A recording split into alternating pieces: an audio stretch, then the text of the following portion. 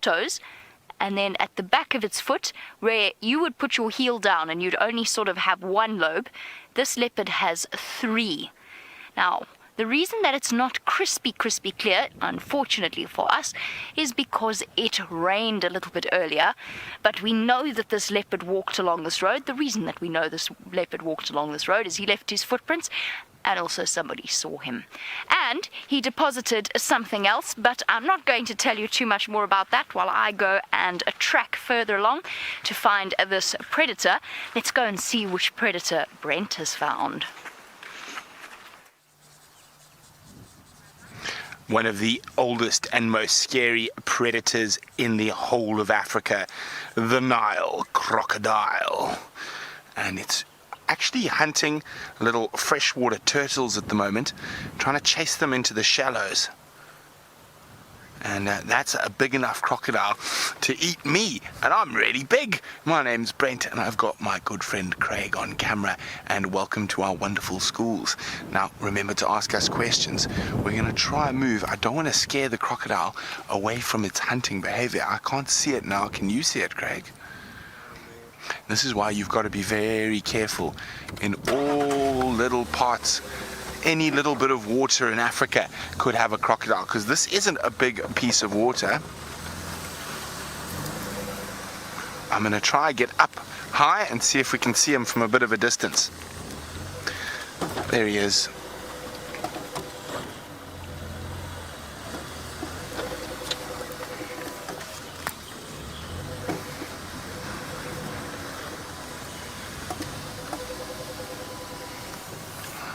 I don't want to get too close, otherwise he'll just go under the water. I think he's hunting little turtles. There he is. Look at that big scaly head. Now they can hold their breath for 2 hours. And they'll eat you, or an impala, or a turtle, or even a lion or a leopard. Now, there's been a lot of wonderful stories written about crocodiles. Some of you might even know 1 or 2 of the stories. And my favorite one that you might know was written by a man called Rudyard Kipling. I just want to see where the crocodile's going. Make sure he doesn't sneak up on me. Don't worry, he won't come at me when I'm in my car.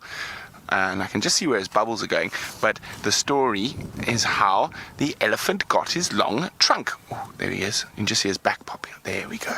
So I think he's hunting turtles. And the story is from a wonderful book of stories for children called the Just So Stories.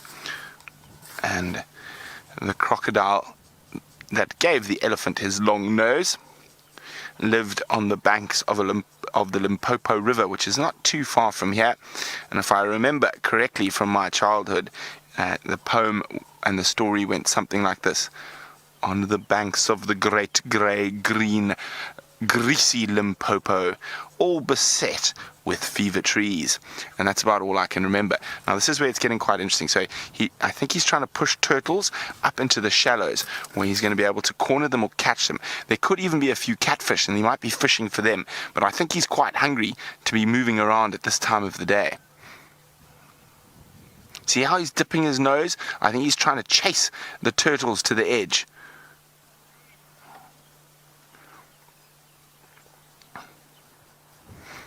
I'm trying to remember, there's some other stuff about crocodiles from when I was a kid. Craig, do you remember Never Smile at a Crocodile? I'm trying to remember where I remember that from.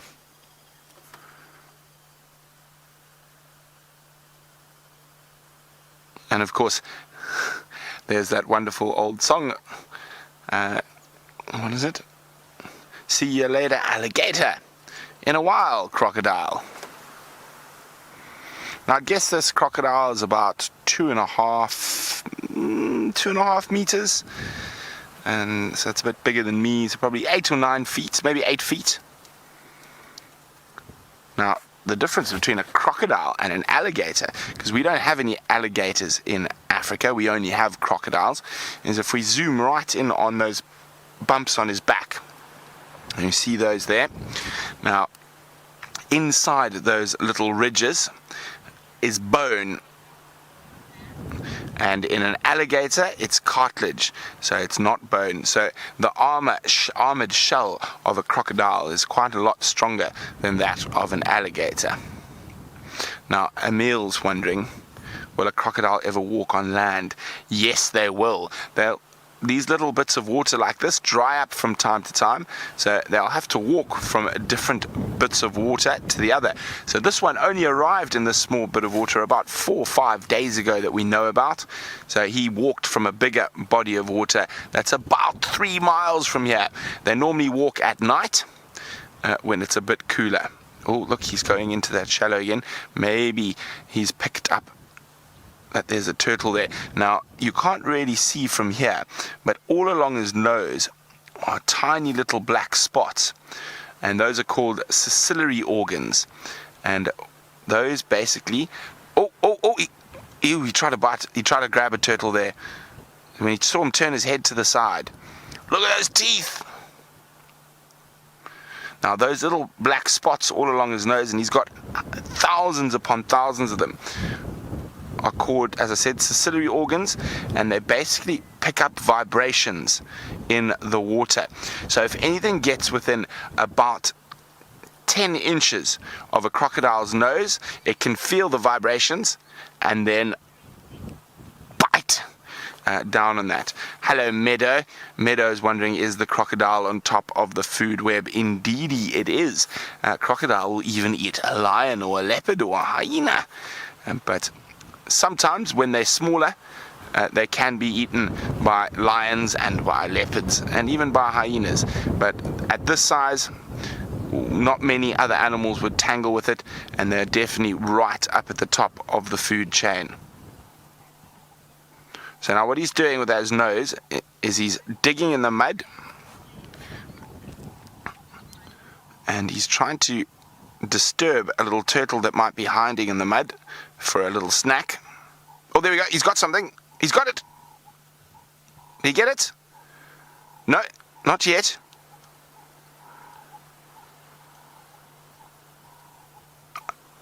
I think that little turtle got away. Lucky turtle. So if he does catch something, he'll normally throw his head back to start feeding. Now, there could also be a type of catfish that's hiding in the mud there that he could be fishing for. But I think at this time of the day, with the heat, the catfish will be in deep water. So I definitely think he's feeding and looking for turtles. We call them terrapins.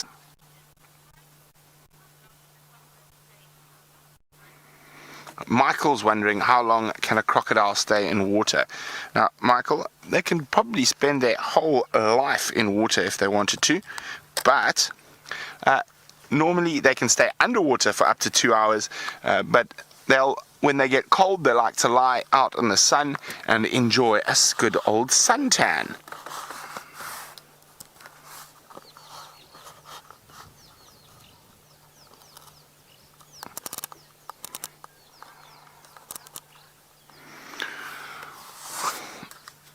Farron would like to, he's like to know how long is a crocodile's nose.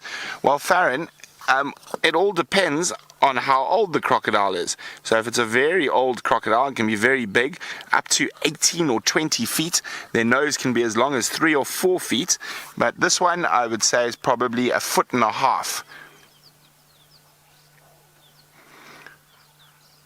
This is very interesting behavior.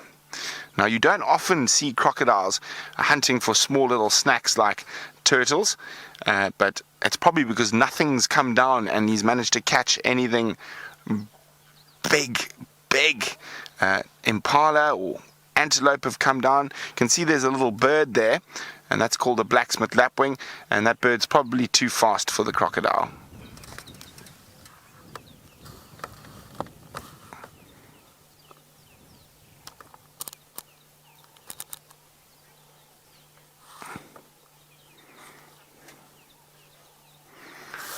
Now, Aiden would... what's he got there? Aiden would like to know, what is the niche of the crocodile? Aiden, the crocodile's niche is as the most dominant aquatic predator, and that's what the niche it fills. Oh, there we go. I think he got something there. No, not yet. Nothing big enough to make him really throw back his head and swallow just yet. This is really interesting behavior, not something you see very often. This is really rare to see a crocodile like this at this time of the day, foraging around in the mud like that.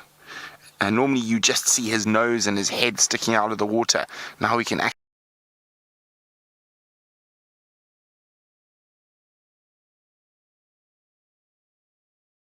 see his whole body.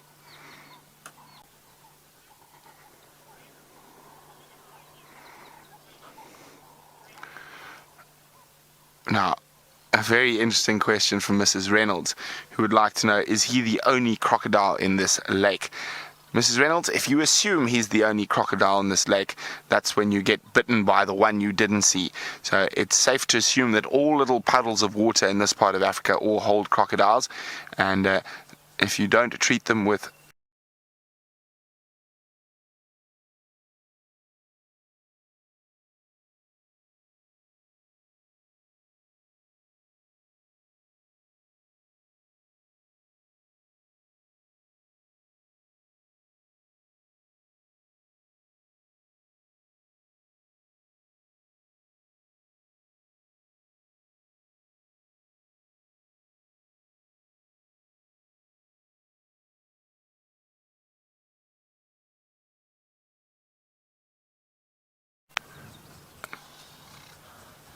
Now, Elena would like to know, how do you tell, oh, he's definitely after something there, male or female with the crocodiles, by generally the size of the head, or the size, the width of the head.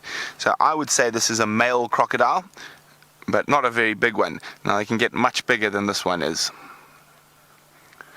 but still plenty big enough to eat you.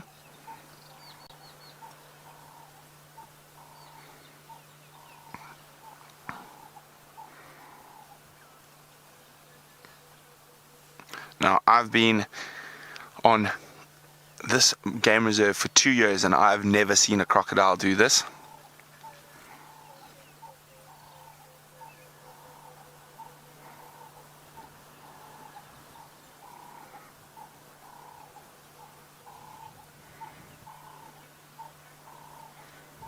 So we're going to keep watching this crocodile, and if he gets moving or anything comes down to the water's edge for a drink, we'll be right back. But while we do that, Jamie's got some smelly stuff to show you. Some very smelly stuff and some stuff that I am most definitely not going to be touching. Remember how I said we were tracking leopards? Well, this has been deposited by the leopard that we're trying to track. And I know that it is a big male leopard. I know he's called Tingana because he was seen this morning. And I was going to break this open for you, but it's not working so well.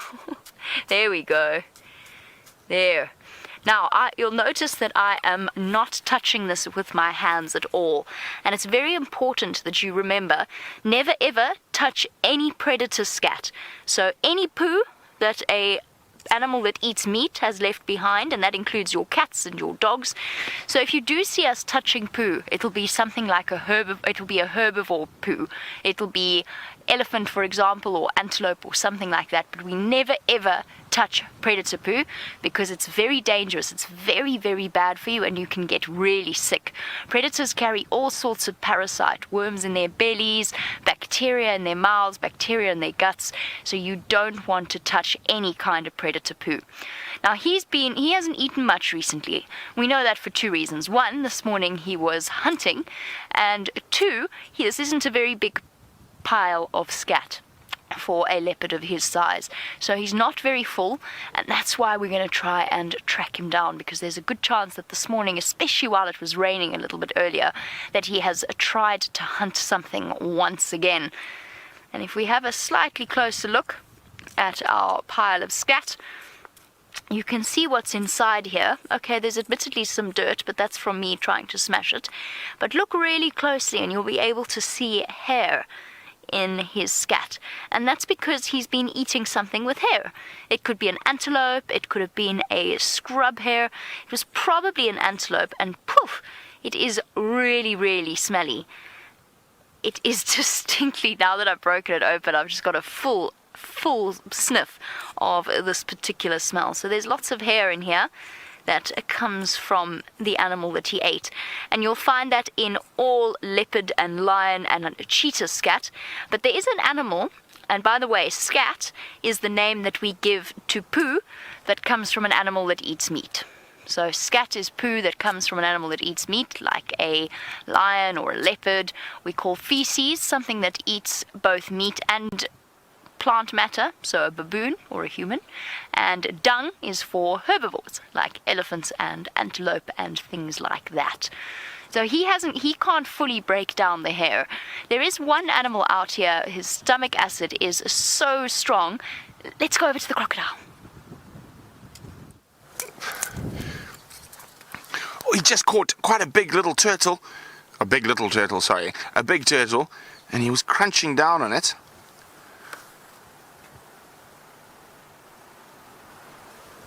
He seems to have swallowed it quite quickly. We'll just keep an eye on him, see if he starts lifting his head and throwing his neck back, which is very typical crocodile behavior when they are swallowing, because they don't have chewing teeth. They've only got gripping teeth. So he snapped his jaw down on that poor little turtle and then probably broke the shell and then probably nearly swallowed him whole.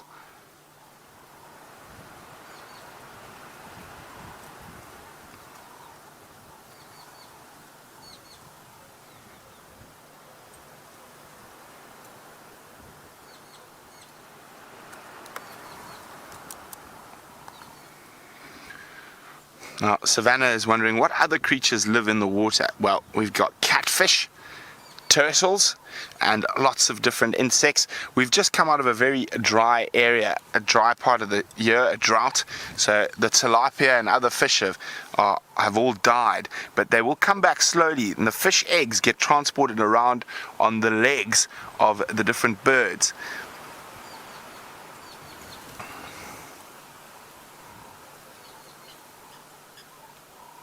Now see, when he turns his head like that, it means he's trying to get one of those little turtles out of the mud.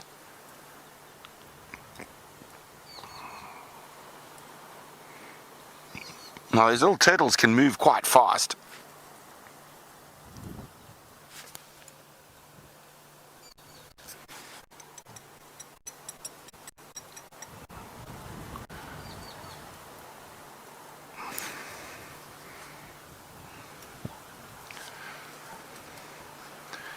They hold their breath underwater, and that's what Jacoby's asking. Can they breathe underwater? No, they can't. They hold their breath, and they can hold their breath for over 2 hours, and they can live to 100 years old.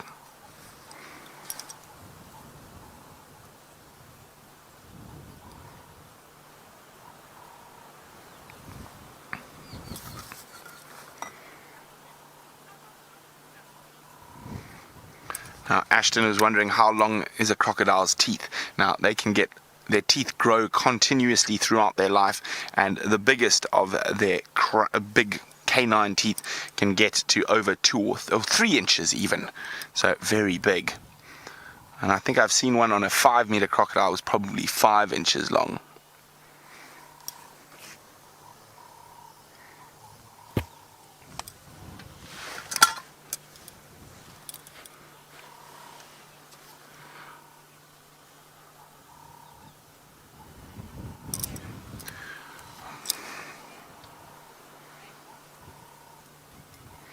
So something's disturbed him and he's moved away from the shallows now. He might go back to hunting.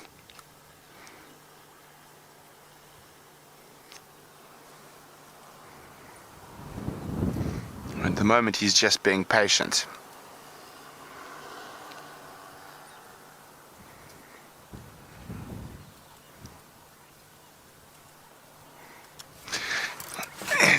really, really interesting behavior to see. It's not something that you see very often. I've seen them do it in Zambia and Botswana, but I've never seen it happen in the Sabi Sands Game Reserve or in the Greater Kruger before. Actually, I've seen it in Kruger, but not in this particular area. On the bigger rivers at the end of the dry season, I have seen them hunting catfish and turtles like that, but it's not very common to see at all. I haven't seen it in well over 2 years. Oh, there he is. He's still just sitting there. I don't want to move the car. I might give him a fright. He might go under the water again. And I'm hoping he returns to hunting in the shallows. Oh, he's going underwater. Oh, he's back up again. Chloe's wondering what the biggest animal a crocodile can eat. They can take animals that weigh up to about 400, 500 pounds. I've even seen a crocodile kill a male lion. But they can take animals bigger than a male lion. A very big crocodile is capable of probably taking a sub-adult buffalo. Now, we've got a very special tool here. And oh no, I was hoping... Oh, the crocodile looks like he's relaxing a bit. Oh, he's under the water. Off he goes. So I might sit here for a little bit longer, see if he pops up again. But I think maybe that one little turtle snack was enough for it. Okay, let's go see what Jamie's got up to on foot. We are going for a stroll along a road, well, not a very clear road, but a road that our male leopard was walking all along not too long ago. But unfortunately, it seems as though he has ducked up off in that direction, which unfortunately is a place where we cannot follow him, which means we have to think of something else to do with our day. Luckily for Jandre and I, that's relatively easy to do when you're on foot, isn't it, Jandre? Yeah. It's pretty easy to do on foot, because when you're on foot, you're much closer. This is going to sound really stupid, but you're much closer to the ground, which means that you notice small things that you might not have noticed before. For example, there's lots of butterflies, there's lots of grasshoppers, and at some point we're going to go searching for all sorts of little things like termites. There's a grasshopper. It's naughty trying to do a grasshopper though, because they hardly ever stay. I'm not moving, because I'm scared it's going to jump away. But when we're walking through the grass like this, when we're walking through the bush like this, there are thousands and thousands of these grasshoppers. Can you see them there, Jandre? Perfect, thank you. There are thousands of these grasshoppers, and when we're walking, it's very hard to see, and it's almost impossible to get on camera. But when we're walking like this, they're jumping up all around us. So they keep exploding next to you, they jump around, and I can't even begin to describe how many there are. So there are lots and lots and lots and lots fluttering about. There's also tiny little flies. They're actually not flies, they're stingless bees. And they're all flocking around us as well. I'm trying to see one now. They've all gone to Jandre. They've all flown off to Jandre. And there's these tiny little bees. And they don't sting, but what they do is they come and they settle on our faces and around our eyes because they're thirsty. We haven't had much rain. I'm hoping we're going to have some rain tonight. We haven't had much rain recently, so they're coming to our sweat on our skin and to the moisture in our eyes, and they're coming to try and suck away at that, to try and get... They're here, I promise you, but I'm trying to wait for one of them to land. Maybe if I don't move so much. No, they're all just buzzing around me. But that's what they're after. They're just fluttering around trying. So it's quite, I suppose in a way it's quite irritating, but you get used to it.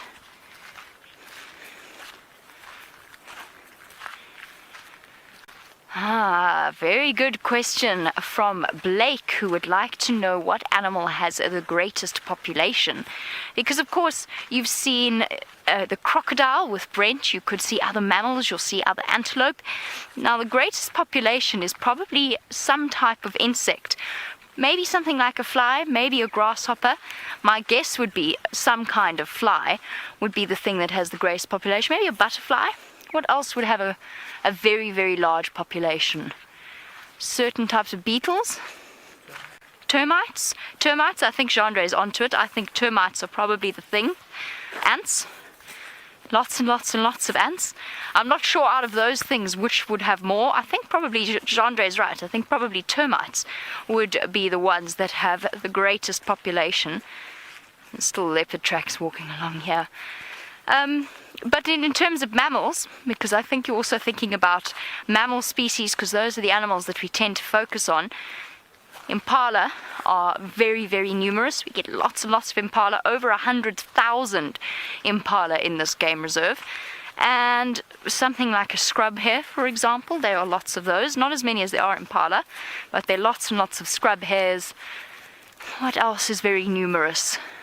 Those are probably the sorts of animals that I would think of as there being lots and lots and lots of them. So when you're tracking like this, it's really easy to track on a road, but much more difficult if we were to go off the road and into the grass. Now, to me, you want to know if we track every animal. No, not necessarily. So we tend to only really focus on tracking something like a leopard or a lion. Sometimes we try and track down things like elephant if we haven't seen elephant for a long time. But most of the time it's spending time tracking the big cats. Elephants are nice as well because it's really, really special to spend time with elephants on foot. The big cats, just because we want to find them, we want to see them, and they tend to be the hardest. But other things, antelope, warthogs, those sorts of creatures, we know that at some point we're going to see just by driving around, so we don't spend too much time tracking them. But what I was saying was it's very easy for me to track now in the sand. I can see his tracks walking all the way along there. There's probably your clearest track is over here. These are your clearest leopard tracks. There you go, you see? We're still following them up along this road. But once they go off, you can just imagine, because even if I walk along, and I've got a much bigger foot than he does, even if I walk along off here, I don't leave any tracks. So it gets a lot more difficult. You can imagine if he walks off the road and onto this grassy, sandy patch, you can imagine how much more difficult it is to try and track them through here, especially when this grass is so long. And funny you should ask that, Natalie. I really, really, really, really regret walking through that particular patch of grass. It's got some very sticky seeds. Now, Natalie, it's funny that you should ask whether or not leopards go into water. Generally not. Most of the time they don't mind getting their feet a little bit wet, maybe just having a little bit of a drink when they go forward to a water hole. But they can swim, and they do occasionally. And Hosana, who is a young male leopard that we see relatively regularly, he's only a year old, and we've seen him, or Brent's seen him, go right up to his chest in water. Now remember how I said I wouldn't pick up predator poo? This is something that I don't mind picking up at all. Now this is not fresh, but not old elephant dung. And just look at what's inside here. Lots of grass, lots of twigs, mainly grass at the moment because the grass is so fresh and green. And then, surprise, surprise, just look at that. That is a marula fruit. And that is a very sweet, very nice tasting fruit that we only get for about a month out here, that we start to see them and that we can eat them. And I'm actually going to pluck it out to show you. Oh, there were two. Look at that. It's almost like it swallowed it whole. Now I'm not going to eat that. I don't think that needs to be said. I'm not going to put that in my mouth, but sorry, Gendre, I'm not going to eat that, but there are certain animals out here that will come and eat that. Baboons, impala, but there are special types of creatures that do go and break down poo, including the scat that we saw earlier, the predator poo. And we have a question coming through as to whether or not the decomposers will ever get sick from sort of trying to tackle predator poo. And Jai T. Lin, you want to know whether or not the decomposers will get sick. No, they won't, because they're specially adapted to that sort of breaking down of predator poo. Their digestive systems are much more geared towards it, so they don't get sick. It's the same reason why lions can eat rotting meat and not get sick, or leopards can eat rotting meat and not get sick. They are better adapted towards it. But what I was trying to show you was the fact that this elephant hasn't even bothered to properly chew this marula fruit. It's just put them in its mouth, swallowed, and they've come out basically almost intact. Now, Genre seems to really want me to eat one. I'm not going to, Genre. It's not going to happen. I'm sorry. There are some lines that might be mine. I think I'd rather find a nice, fresh marula fruit that's dropped out of a tree and doesn't taste like elephant dung. So this elephant, I would guess sometime this morning when he wandered along here, maybe quite early this morning. It's still wet in the middle, but the outside is completely dry, and that's because it is very, very warm this afternoon. The sun is blazing down on us, so that's why it's dried out as much as it has. So we're not going to try and search for this leopard. Leopard? Elephant. We're talking about an elephant now. We're not going to try and search for this elephant because elephants, you can imagine, you know how you have to walk fast to try and keep up with your parents? If they're walking fast, you have to try and walk really fast to keep up with them because their legs are so much longer than yours, unless you are very, very tall for your age. Very tall for your age. And imagine having legs this long. So each step that an elephant takes is like this. Ooh. So every step they take is like that, so they move very quickly. So there's no point in trying to track this elephant because he's going to have gone very far. Now, Talisa, you want to know what the first animal was that I ever tracked. And the answer to that is a rhinoceros. First animal I ever tracked was a rhino. Let me check if that's true. Yes, that is true. I think that was the first animal I ever tracked. It's hard to think back now, all those years. But yes, first animal I ever tracked was a rhino. And it was a very special moment, starting off from the beginning with a fresh rhino track. Rhinos are a bit easier to track than leopards because they're a little bit bigger. It's just like elephants. So they leave a bigger footprints, they make bigger pathways through the grass, especially first thing in the morning when there's lots of dew on the grass itself. Then they make nice clear trails through the grass, and that's quite easy to follow. It gets harder and harder. The first leopard I ever tracked on Djuma, properly tracked on Djuma, was here.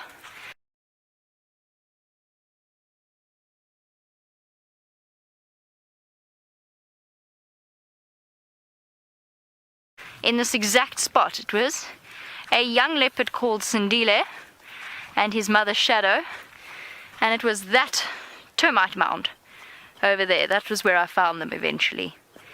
How strange is that? Funny you should ask me that. That was the first leopard I ever tracked here on Djuma.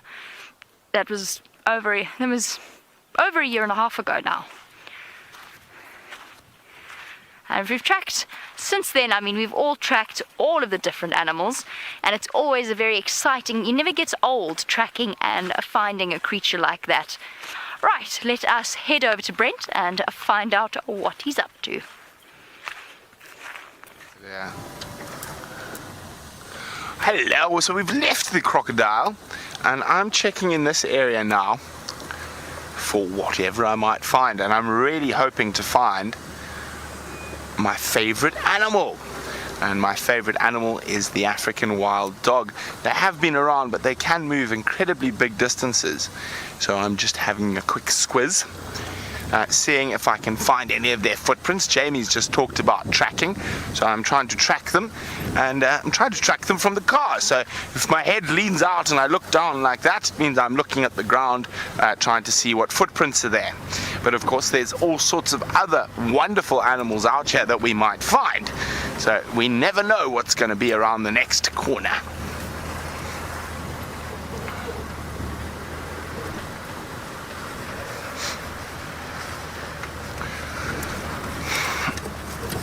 Hello, Rex. Rex would like to know, what is the strongest animal in the area?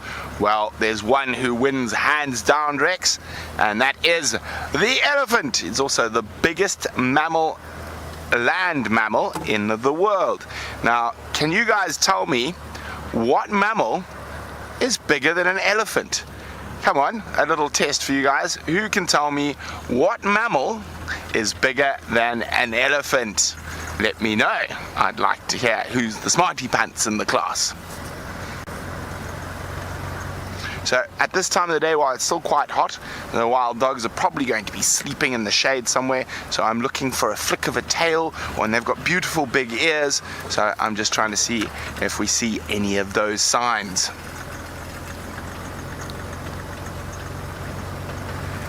If they don't cross the road.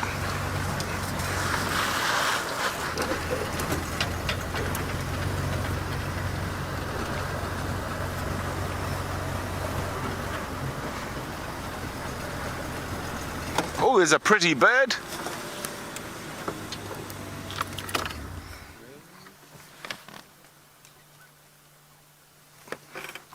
A little bit to the left.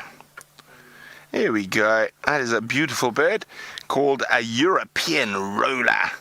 And it is a migrant, so it comes all the way from France and Spain to spend our summer with us. And when our winter comes, which is your summer, it flies all the way back to France and Spain. It doesn't like being cold, so it only lives in the summer. Now, the reason that you get a lot of birds that follow summer is because when it rains, you get lots of insects. And the summer season here is our rainy season. So lots of insects. So they fly down here to feast on all the insects.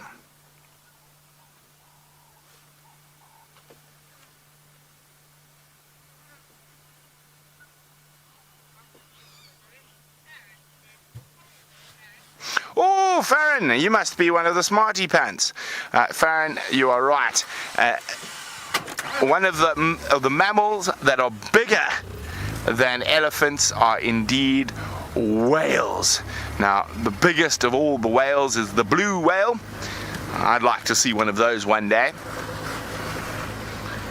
But I've seen sperm whales and other whales that can weigh up to the same weight as 40 elephants. Incredible, isn't that? Now, it seems like Tristan's been off his car trying to find you a leopard. Let's go see if he had any luck. Good afternoon, everybody, and welcome from myself, Tristan, and Dave on camera. Indeed, we have. We've been looking all over the area for one of our dominant male leopards called Tingana. So we've been managing to find his tracks, and we have one of his tracks just down here, and there you can see one of his little footprints. Now, that track is from during the day today. It was after the rain that we had this morning. And so he was walking along, and it's a fairly fresh track, but we followed that track all the way, and eventually it took us all the way up to the Buffelshoek boundary, and unfortunately it crossed north over the boundary. So he's gone out of our area, but it might be a worthwhile place to go and have a look a little bit later and see maybe if he crosses back into our area and see if he maybe comes back for a drink. There is a little pan close by here, so it's very, very possible that he could come here for a drink a little bit later. But unfortunately for us, he has moved on, so we're going to carry on and see what else we can find.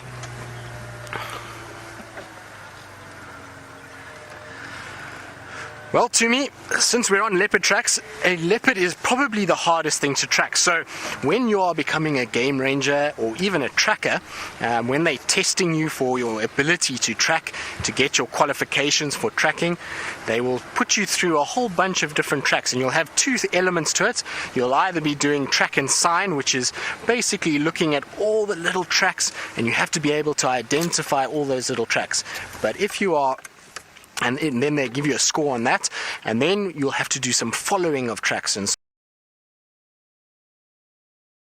so basically what you have to do then is you go out with the assessor, and the assessor will say to you,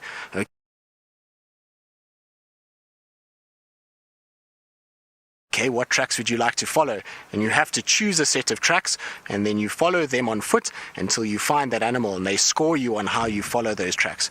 Now, when you do your first few encounters, you can do things like rhino or elephant, which are really big and quite easy, and that will give you your basic qualifications. But as you start to get up in the qualifications and start to get a little bit better, so they'll then start testing you more and more, and eventually the last track that you end up tracking is a leopard. And so it really is quite a tough one. And the reason why is because a leopard has quite small feet, and they are only always on their own. And so it means that you've only got their one set of tracks to follow. It's not like lions that will be multiple together, and so lots of paw prints that you can follow. And it's not like the elephant and the rhinos with really big feet. So they are really, really tough to follow. Also, they like thick, dense terrain, so sometimes they go into thickets where the ground is covered with grass and really very, very tough. So a leopard is the hardest one of all. Luckily here where we are now is it's quite sandy, so it was easy to follow the tracks.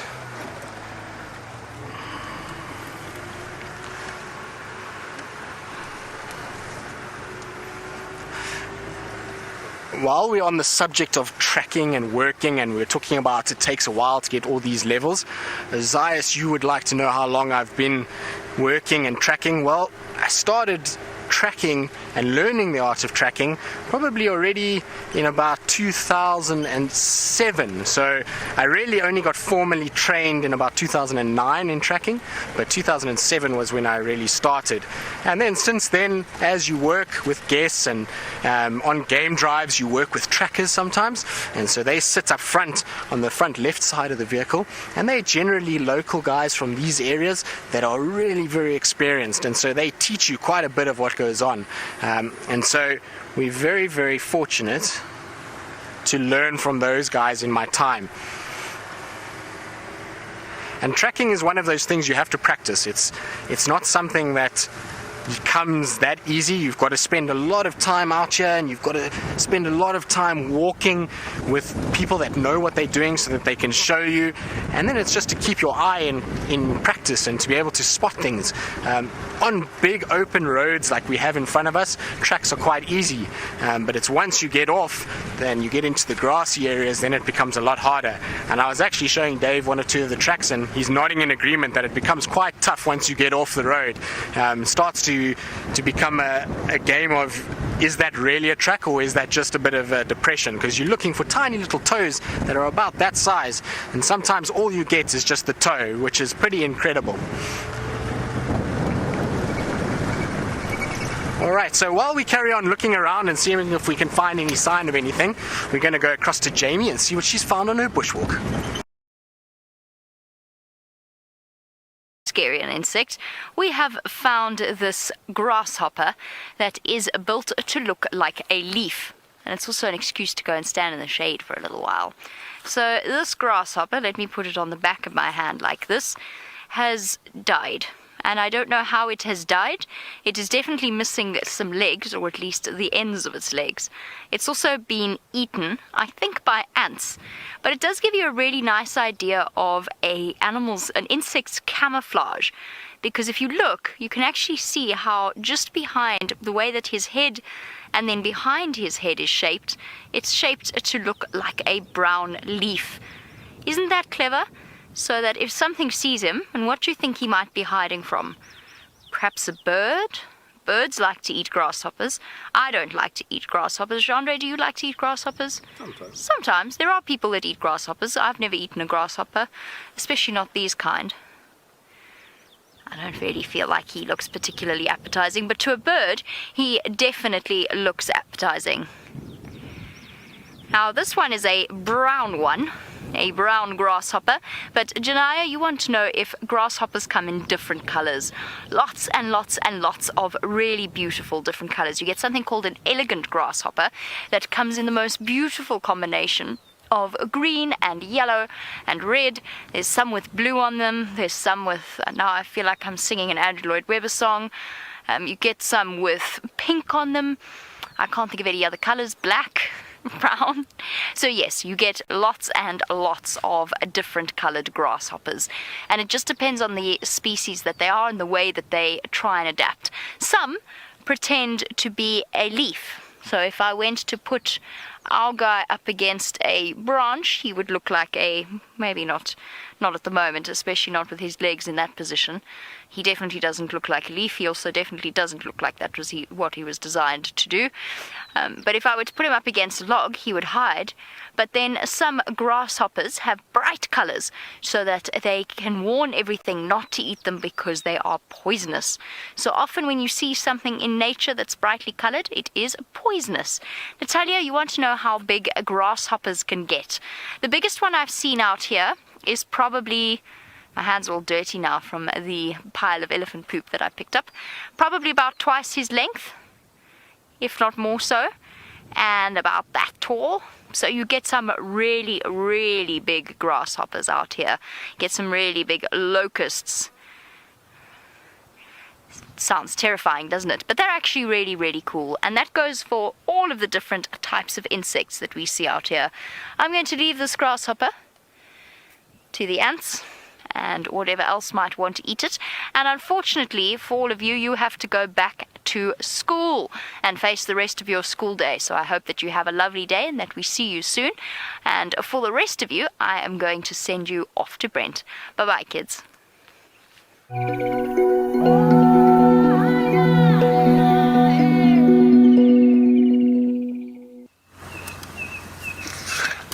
Hello everyone, of course you might know I can't help myself if there's even the whisper of a wild dog in the wind. I have to look, and that is what I am doing.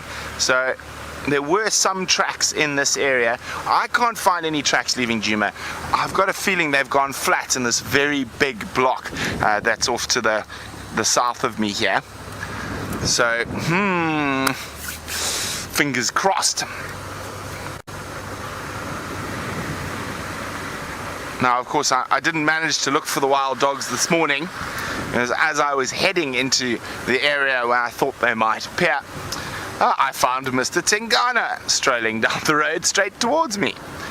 Now, I haven't actually seen him in quite a while, so I'm sure quite a lot of you would have seen the video that was posted onto social media by now of Mvula and Tingana having the fight. So I wasn't sure which leopard he had a fight with up until the time I actually personally got to watch the video and verify.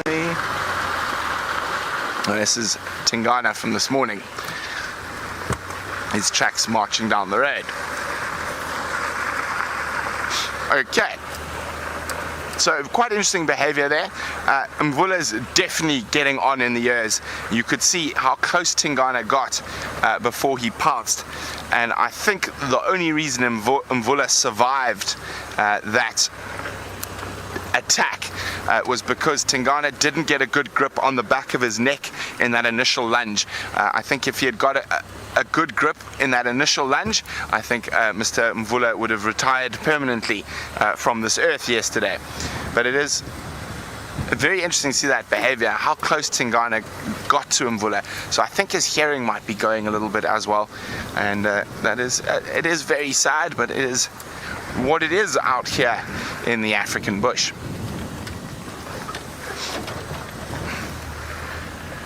But still, incredibly interesting behavior.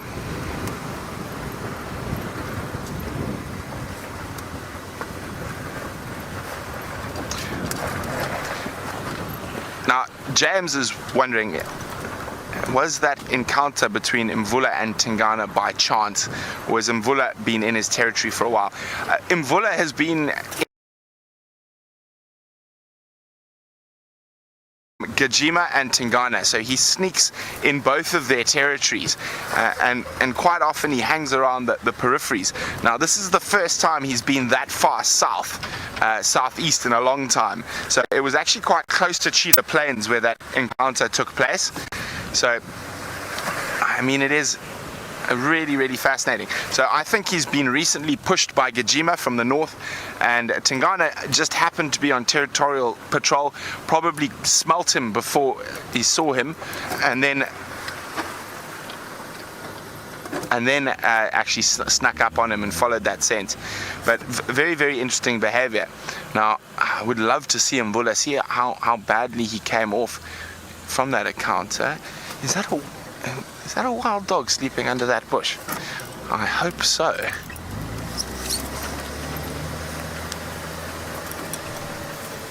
Now, I just saw something move on the far side of this clearing. It could very easily have been just the way the wind caught a grass stalk, but it's still worth having a squiz. Now, this is a type of area the wild dogs would like to lie up in. It's nice and open, and there are some nice thick shades, and one of their favorite trees to lie up under is of course the Pultiforum africanum, the weeping wattle. And there's some nice weeping wattles along the edge here, so I just thought I saw a flick of a tail, but I think I've got wild dogs on the brain, so it was more wishful thinking than an actual wild dog. Oh dearie dear. Well, worth a squiz at least. Now, while I continue to search for my favorite puppies, just a quick thing. So Tristan is back, and it seems like only Tristan and myself are really embracing this monthly bird challenge, and there's quite a bit of banter that goes on around the lunch table and around the camp between Tristan and myself on the birds. He was quite worried that I'd seen quite a few bird species while he was away over the weekend. So those of you who have been keeping tally for us, could you please let us know what the February tally is between Tristan and myself, and because we're not sure. All I know is I'm winning, but I have had a little bit of an unfair start on him over the last couple of days, but of course those will all go in ebbs and flows as we go on leave and so on and such forth. But let's go see what Tristan's plans are, if he plans to even see a single bird today. Well, indeed, there's always a bit of banter between Brent and myself. It's not only bird related, we tend to go at each other quite a bit, so it's not an uncommon thing, but the birds have fueled the fire somewhat, and we've ended up in a situation where there is quite a bit of talk. And I was a bit worried that maybe Brent had gotten some good birds while I was away, but I believe he hasn't got too many that I need to worry about. So it would actually be nice to know how far behind I am, because I'm sure we can find some birds this afternoon. It would be good to catch up with Brent or to surpass him. At the end of the day, it is a bit of a marathon. We've got the whole month, so not too concerned at this stage. Now, we were just having a little look again just to see if there was any more signs. We did a bit of the Buffels Hook cut line, and we've come towards Arathusa, and we actually did find more signs of Tingana. He came back towards Buffels Hook cut line, and then he's crossed into Simbambili, so he's a little bit north of us, but generally from there he does come south into Arathusa, which is into our area. So if not this afternoon, I would imagine tomorrow morning would be a good place to look for him. And what I decided is, while we're in this area, is also just to have a look if there's been any sign of shadow. Now, I know shadow has been a little bit elusive, and the last... good spot, Dave. So next to us here, we have a very, very large leopard tortoise. So we were talking about leopards, and it's not the leopard we wanted, but they are still very, very cool. And as you can see, they can be highly, highly mobile. So these guys, even though everybody always thinks tortoises are slow, this particular one is actually very, very quick. So I'm just going to go back a little bit just so that we can actually see it. And so that will be a she. The boys don't get quite as large as that. I think maybe forward is actually going to be better. Just hold on 2 seconds. There we go. That's probably a bit better, Dave. Yeah, there we go. So she's busy moving around, and probably finds got a bit of a fright with the vehicle coming behind her, and so she's making her way into a thicket where she's going to really camouflage very, very well. And you can see how that broken pattern, much like a leopard camouflages, means that she camouflages the same way. So once she gets into a shady thicket, that broken pattern just helps to break up her outline, and it becomes very difficult for us to actually pick her up. If you had to drive past here now, it would be almost impossible to spot her. You can see as Dave goes out that it's really very, very difficult to actually see anything in that bush. So that camouflage is absolutely perfect. Now, I'm quite surprised that she's moving around at this time of the day. It is very, very warm, and so generally with leopard tortoises, or any tortoise, they would try and move around in the cooler parts of the day, and particularly when it's rained, because there generally is water everywhere, and so the water that they're using as they move around, they're able to find quite easily.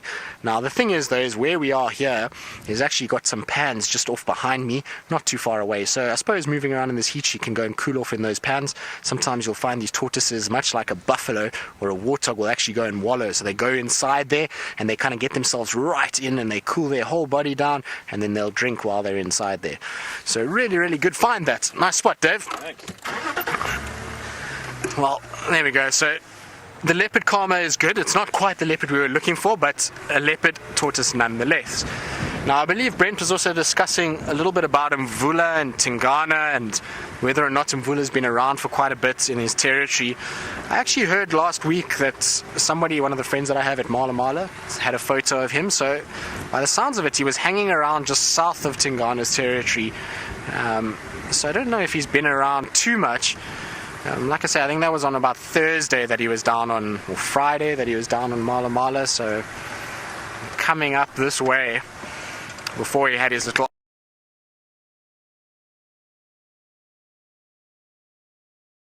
So the area where we are now, and that little drainage that we just crossed, is an area that Shadow really, really likes to use, especially if she is denning. So the last time I saw her, she was heavily pregnant. Her stomach was hanging, and she was even licking her own teats, which is normally a sign that they're about to give birth. And she was actually on an impala carcass, and it was really interesting behavior because she got off the impala carcass and she literally just ran, and she ran straight into this area that we're in now and into these dense ravine thickets. And I have a feeling that she's possibly the day that she actually gave birth, because she never went back to that impala carcass, and it was pretty much about 70% of an adult male impala, which is a lot of meat, and she didn't go back at all, and the hyenas eventually stole it 2 days later. But it would tend to suggest that in all likelihood she actually had her cubs that day. And so it was in that little riverbed we crossed. I didn't see any signs of tracks for her, and I would imagine by now, that was about 3-4 weeks ago, I'd imagine by now she's moved them. They tend to move them quite a bit when they're young, particularly if any hyenas have come past, or leopards or lions, and there has been a bit of lion activity in this area, so maybe she's moved them on. Alright, so we're going to carry on and see if we find any other signs of leopards, and hopefully this time ones with claws and teeth. And while we do that, we're going to go back to Jamie on her bushwalk. Well, also, I suppose we wouldn't say no to a leopard sighting, but we're no longer really focused on searching for leopards, and instead we're just kind of wandering around. I'm reacquainting myself with this particular part of the reserve because it feels like I haven't been here in forever. And already these pans are all but dried up except for this one, which I must say, it's almost warm enough that I'm tempted to get in. I'm not going to, though. There's no way on earth I am going to get into this water. And I can see that an elephant has deposited a pile of dung in there. I'm not going to pull an FW and go rolling in the water hole. That is definitely not going to happen. But it is nice to stop here and to see what various life the water has attracted. The answer was one butterfly and one... oh, it's alive. I was about to say one floating dead fly, but then it flew off. I was hoping potentially for some frogs or something like that, but I think that this particular pan is just too popular with the buffalo and the hippo and the elephants of this area to become home to frogs as well. So all of these sort of muddy wallows, there's this one and then there's another two off to the side there, all of them have been made by creatures coming along, having a little bit of a rub in a puddle, or something like that, and then moving through and it getting bigger and bigger. So it might have started with a warthog that lay down in a puddle and made it slightly bigger, and then the elephants come through and they have a giant mud bath, and gradually they get larger and larger, and then they tend to hold water for a good few weeks when it rains properly. And I'm hoping it's going to actually rain properly because those clouds are building, so it would be very nice if they sent some rain in our direction. Otherwise, not much happening here. I just wanted to show you. Hopefully you can see it, but I'm not sure you'll be able to. I'm going this way. Let's just see if you can see it, or did I walk over it? I wanted to show you what it looks like. I saw them running away from us. There was a pair of kudu that came racing along here, and I could actually see. I wanted to try and show you how you can tell when a track is running rather than just walking in the way that we often look at with leopards and with lions. This is probably, I know it's not the clearest track, but it's probably the clearest example where you can actually see. This is the kudu. Let's not put one shadow straight in there, Jamie. This is the kudu track over here. So it's an almost heart-shaped track, quite sharp and pointed with a nice rounded back edge. And you can sort of see the way that the kudu's step it's almost driving into the soil here. So it pushes down quite deeply, especially around the front of the track. You don't see it in such a pronounced way at the back, but in the front. And typically kudu, when they walk normally, it's just a nice, flat, even track. I don't know why I'm demonstrating with a stick. That's probably the least appropriate thing. It's a nice, flat, even track. You don't get that sudden divot into the soil itself. So this is from where the kudu ran away from us. I didn't see them, otherwise we would have tried to put them on camera, but I only saw them when it was too late, and they've gone sprinting off into the bushes. And generally the reaction of the animals to us on foot gives us a very good indication as to just how much of a dominant species we truly are. Now, of course, we get the apex predators, we also get the scavengers. Let's go and have a look at which ones Tristan has found. So yes, we do get scavengers, and what we've got is 2 vultures. So not only are we on the scavenger list, but we are also trying to catch up to Brent. I believe I'm very, very far behind. I believe I'm only on 12 now with these white-backed vultures, and Brent is on a staggering 35. It's okay though, like I say, it is a marathon and we shall get them. He's been spending quite a bit of time on Cheetah Plains, which is a really great area for birds, and particularly to film birds, because it's so open, you can kind of track them along, and so when you're live, it's a good place to be. But back to these two. These are 2 white-backed vultures. Now, both of these are common birds in this area. We see these vultures more than any of the other vultures, and you'll find that they have found this dead tree. It's a great place for them to sit when they are busy digesting. Because today is so warm and hot, I would be very surprised if they weren't digesting something. It's perfect conditions for them to be on thermals, trying to fly and trying to see if they can find any food. So I'm sure that they've fed at some point, maybe yesterday, and they've just spent the day busy digesting. It's difficult to see from this angle because their crops are on the other side of the body, so we can't really see too much of what's going on with the crop, but I would imagine that's what's happening. Now, the reason why they're using that big kind of dead tree like that is because it's easy for them to take off. So a vulture has a very large wingspan, and so when they take off, you can imagine if there was lots of foliage and branches, it would be really, really tough for that vulture to take off. Whereas a dead tree, it can open its wings out, take off, and glide up and be able to then start catching the thermals to get out of there. So it's a perfect tree to sit in. Also from there, their point of view is going to be really, really good. So they'll end up in a situation where they're going to be able to fly or see what's going on. And if they see other vultures that are flying in the distance, they can then go and join and see what's going on. So as we move forward here, a kudu has come out of the bush, so it should cross the road now in front of us. There we go. It's a little female kudu bouncing over. We'll try go forward. I'm sure there's more of them. I doubt it'll just be that one female. Generally, the females tend to travel in small little groups together, so I'm pretty sure the rest of them must be here as well. But really, really beautiful. And I don't know if you guys saw that tail that was up and curled and white.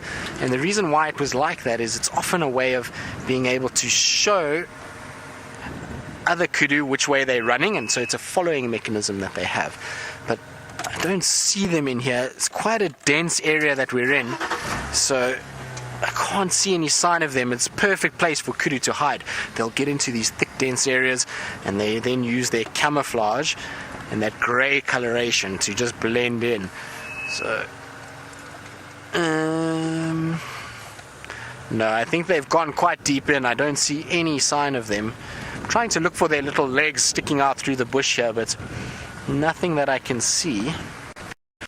But it does happen. Sometimes these kudu go into thickets and we can't see them.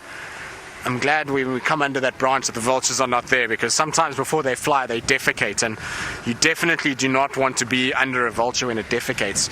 I worked in an area once where we had, funny enough, a lion that had killed a giraffe, and he was one of the old Nkahuma males, and he had killed this giraffe, and all these vultures were dotted around in these dead trees, and I pulled into the sighting, and my tracker at the time kind of gently tapped the bonnet, and he just shook his head, and I was very confused at the time as to what he was on about. And so he eventually told me, he said, no, you can't park where we are because the vultures are directly above us and we don't want to be here. So we promptly moved, and the next vehicle came and parked exactly where we had been. And so I passed on the message to that guide. I told him, I don't think it's a good idea you sit there, the vulture is right above you. And he said to me, no, he's perfectly fine. And no sooner had the words come out of his mouth that this vulture decided to relieve himself all over this guide, and it landed on his head and came down onto his shoulder. Needless to say, it was a very unimpressed guide, but the tracker was literally laughing so much he almost fell off the vehicle. It was highly entertaining.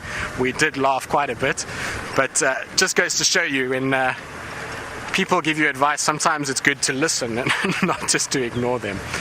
And he said to me afterwards, I did ask him if it was a pleasant experience, and he told me absolutely not. It was disgustingly smelly, and that it took a long time to actually get it off, because by the time he actually got somewhere where he could actually rinse himself, it had dried quite a bit. So it was all over his shirt, in his ear, on his cap. Not a very pleasant experience. So very glad they took off before we got there.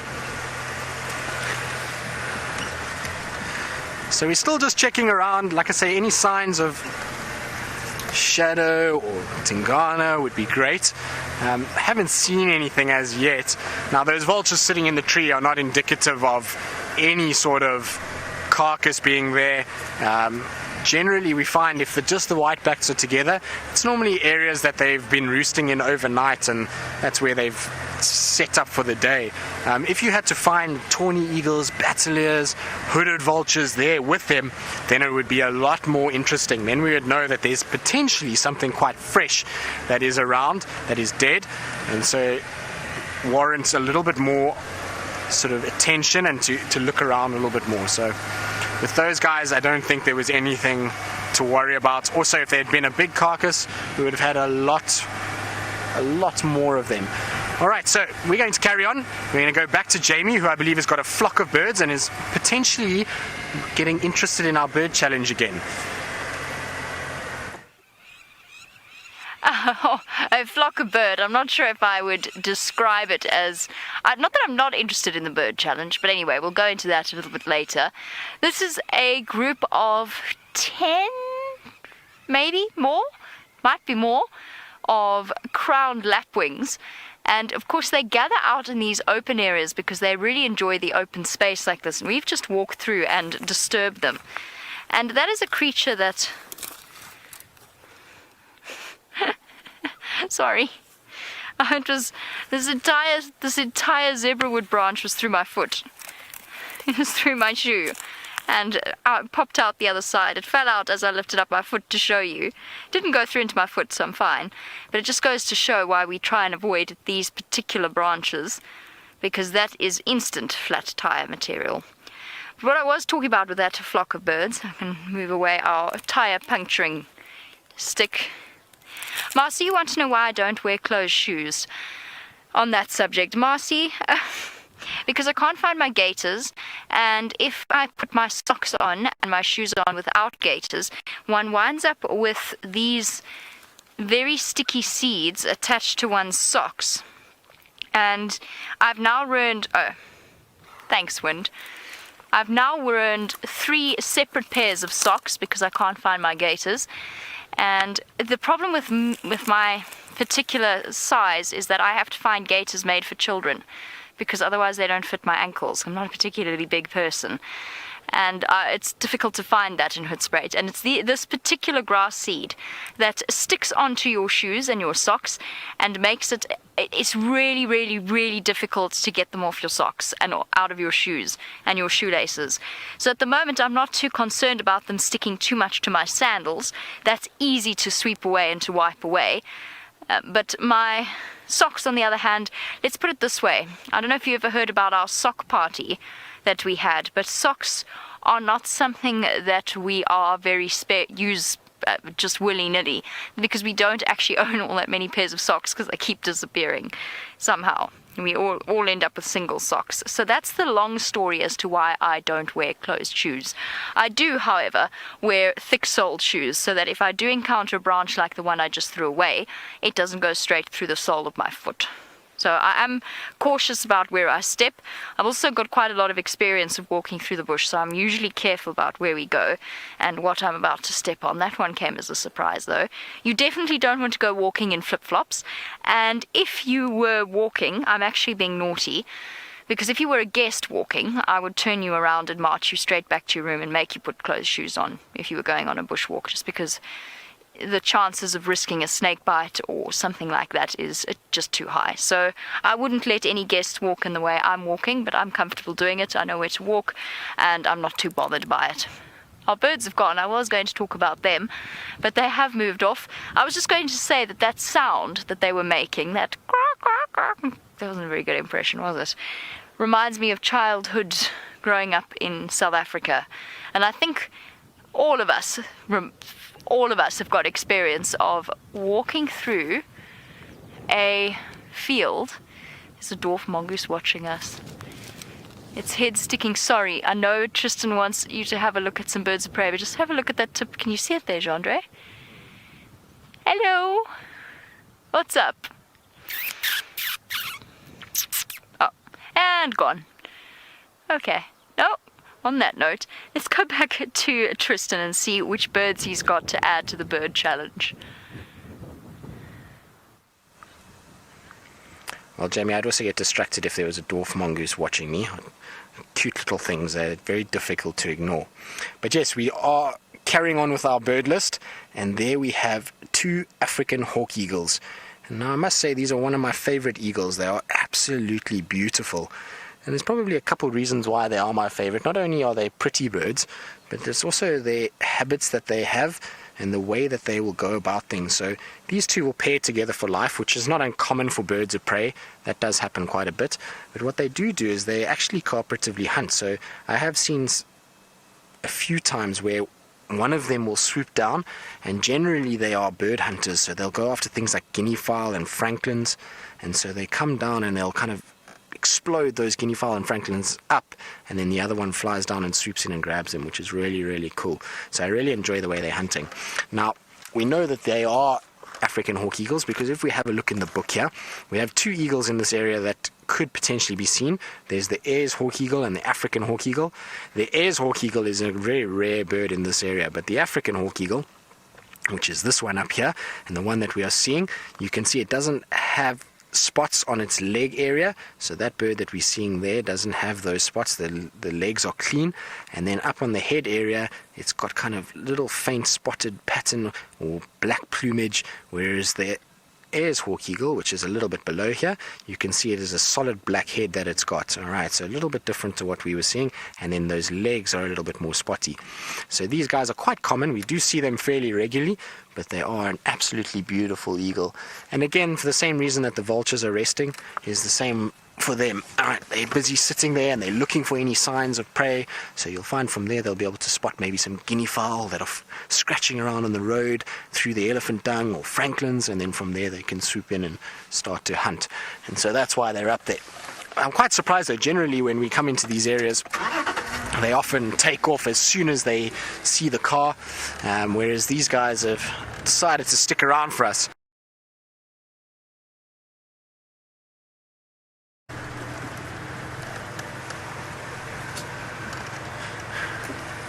Indeed, Debbie, I reckon that's a good call. You say that we should get extra points for whoever can find a class's cuckoo. And I agree, it's starting to get quite late for them now. It's going to be quite difficult to find them. They are still calling. I did hear one calling the other day. But the thing with them is they're really tough to get on camera. They tend to like thicker, denser areas. And so it's not that easy to find them. So I think, yes, extra points would be good for that. Hopefully we can find one for you. They are absolutely beautiful. That emerald green back and that white chest, very, very pretty birds. So I would love to find one for you. Hopefully we will. In the area that we're in now is not a bad place to see them with all these bush willow thickets. They like these kind of areas. So maybe we get lucky. But while we look for our class's cuckoo and for extra points, we're going to go to Brent and see what he's getting up to and whether or not he's found any birds to extend his lead.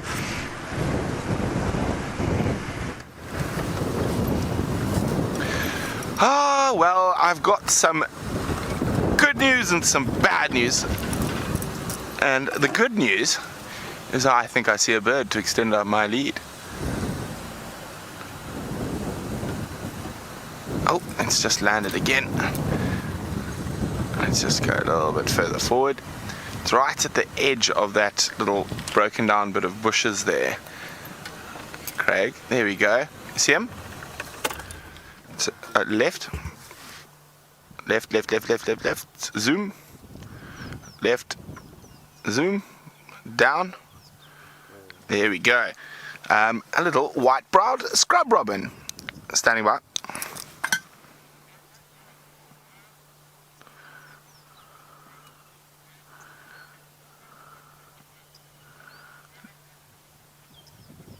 Look at that. Isn't that exquisite? Oh, off it flicks. He's still there, he's still there, he's still there.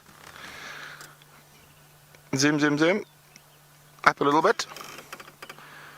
There we go. Now, of course, that's one of James Henry's favourite birds, the white-browed scrub robin. They've got an exquisite voice, and he's doing a very soft call. I'm going to keep quiet now.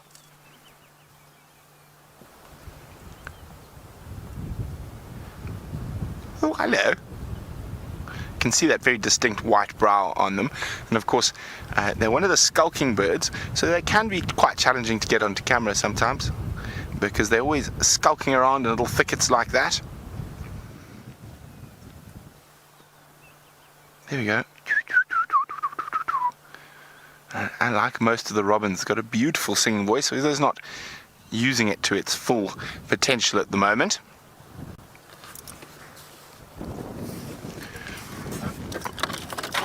Okay.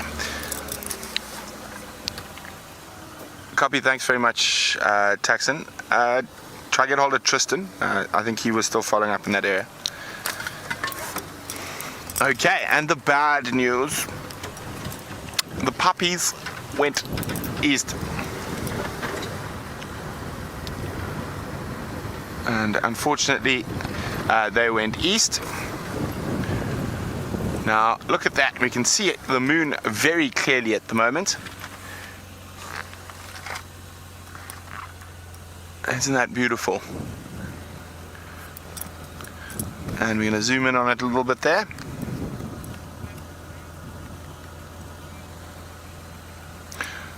Oops, okay, let me just switch off so it's not vibrating. Sorry, I was concentrating on something else. Isn't that exquisite? Now, I think as it gets darker, we're going to be able to see more and more of the moon. But while we move on, I'm going to head towards Cheetah Plains and Chitwa. Jamie's got another little ho-ho for you.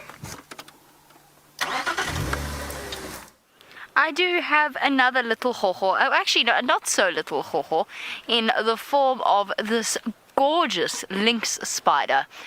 It is definitely, well, gorgeous. It would be less gorgeous if it didn't have these ferocious dark hairs extending from its legs. Wait, hold on, stay still.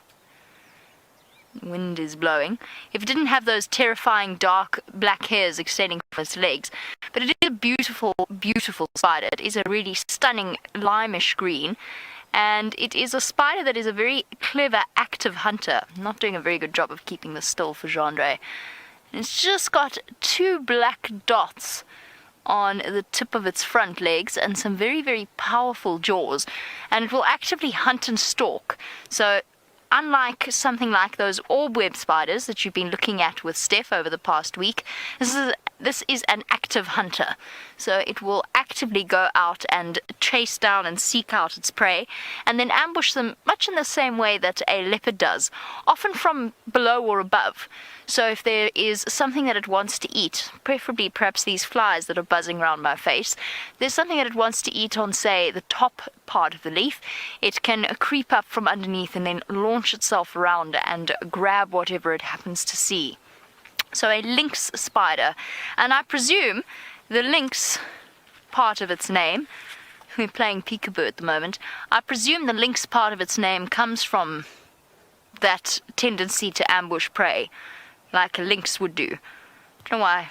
I suppose leopard spider would have sounded very silly. Just 1 second. Am I imagining... oh, darn. I thought I saw a bright purple insect on this blade of grass, but I think I was imagining things, or it fell off when I tried to pick it up. It looked, to be honest, it looked a little bit like a bright purple ant. Haha, I found it again.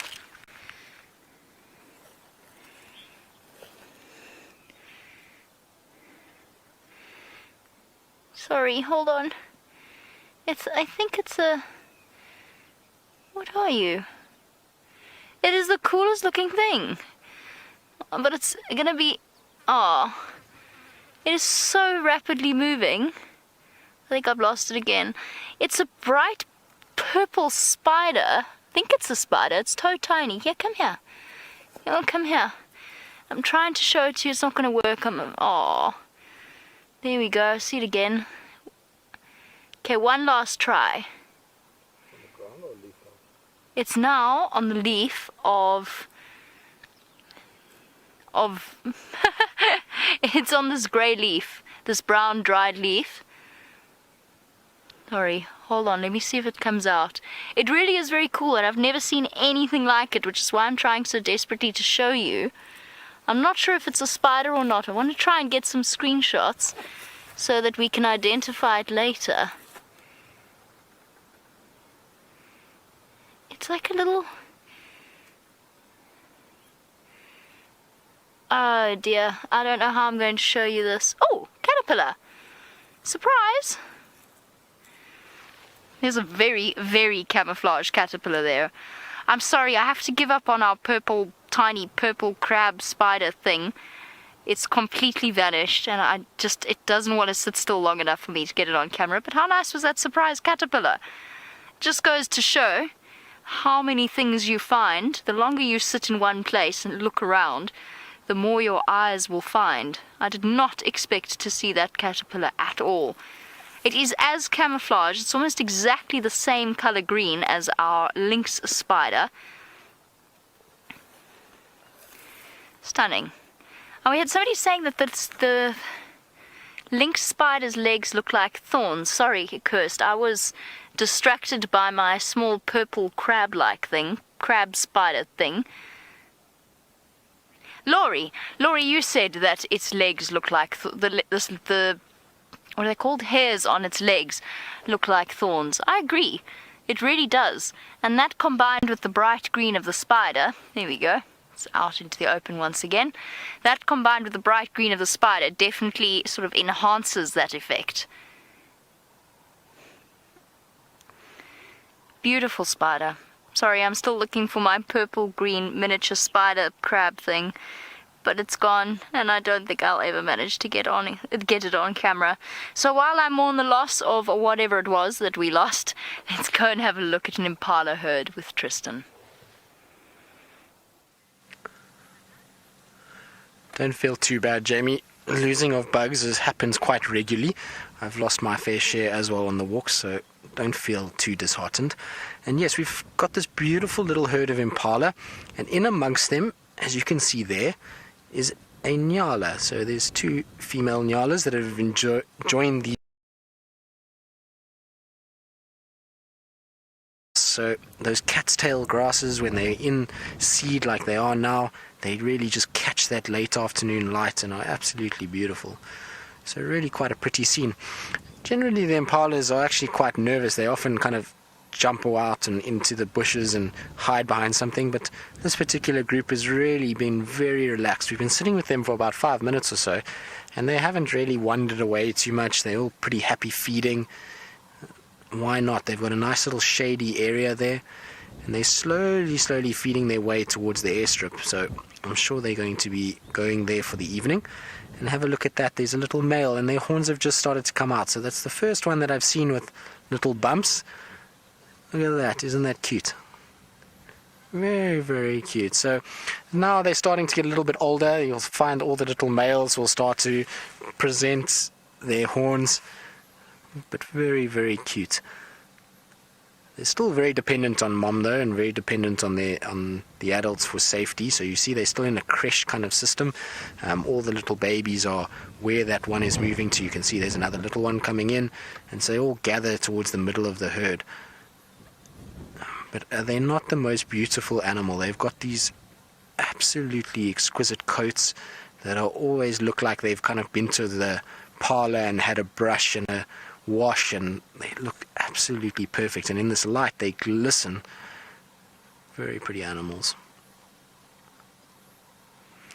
Such a shame they get so overlooked because they're so common. Everybody always kind of drives past them or goes past them without too much sort of notice, but they are so pretty. If there was not many of them left, I would imagine people would really actually go out looking for them just because of how good they look. And you can see there's the big ram. So that's the big male that's in the middle of all of this, and he's going to have a lot of work to do because he's got a number of females there, and if he stays with them all the way into mating season, he's going to have a seriously tough time because he's going to end up having to round up quite a lot of females. So luckily he's a massive individual. He's got huge horns. Now I don't know if you heard, there was a little snort, so I think somebody got a little bit of a fright. I don't see anything that could potentially have chased them, but let's look. I think it's more just a bit of confusion amongst them. Maybe somebody made a sound and they ended up getting a fright, and that's why everybody ran. You can see typical herd mentality. They don't sit still if one runs. Everybody runs together, and now they're all on alert after that snort. Everybody's looking around trying to see what this potential danger is. You can see the nyalas are looking around as well, and there's the odd one that are just going back to feeding. So not too much of a threat. Like I say, it might have just been a bit of a breeze that picked up a scent. Like I was saying, we're not too far from the airstrip, and so it's possible that the lions were around in this area, and so maybe there's something in the wind that they've picked up. So it is potentially that they've managed to kind of pick up and smell. I'm just going to go forward a little bit just so we can see them.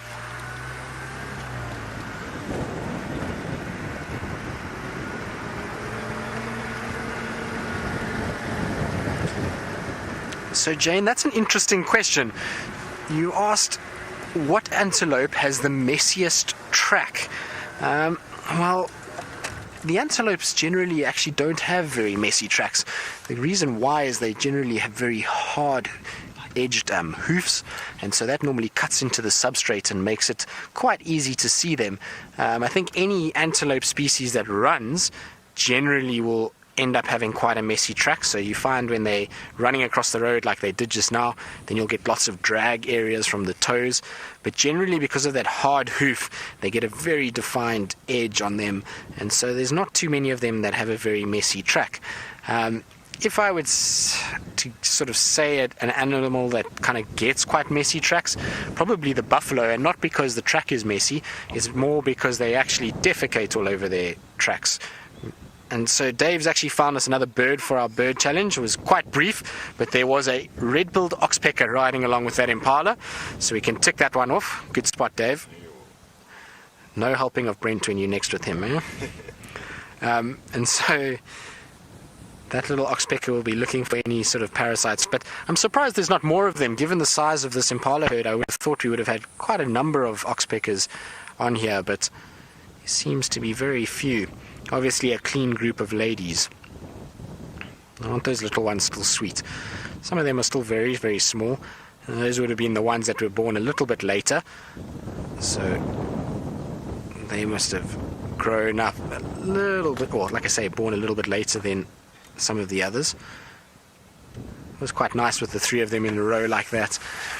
Right, but we're going to leave them to it. They're going back into the thickets. They're still quite aware of their situation and still sniffing around. Some of them are a little bit nervous. I think, unfortunately, with 1 or 2 of them snorting, the rest have gotten a little bit nervous as well. And so we ended up in a situation where they're still kind of looking for a little bit more of a thicker area and somewhere where they can hide away from predators.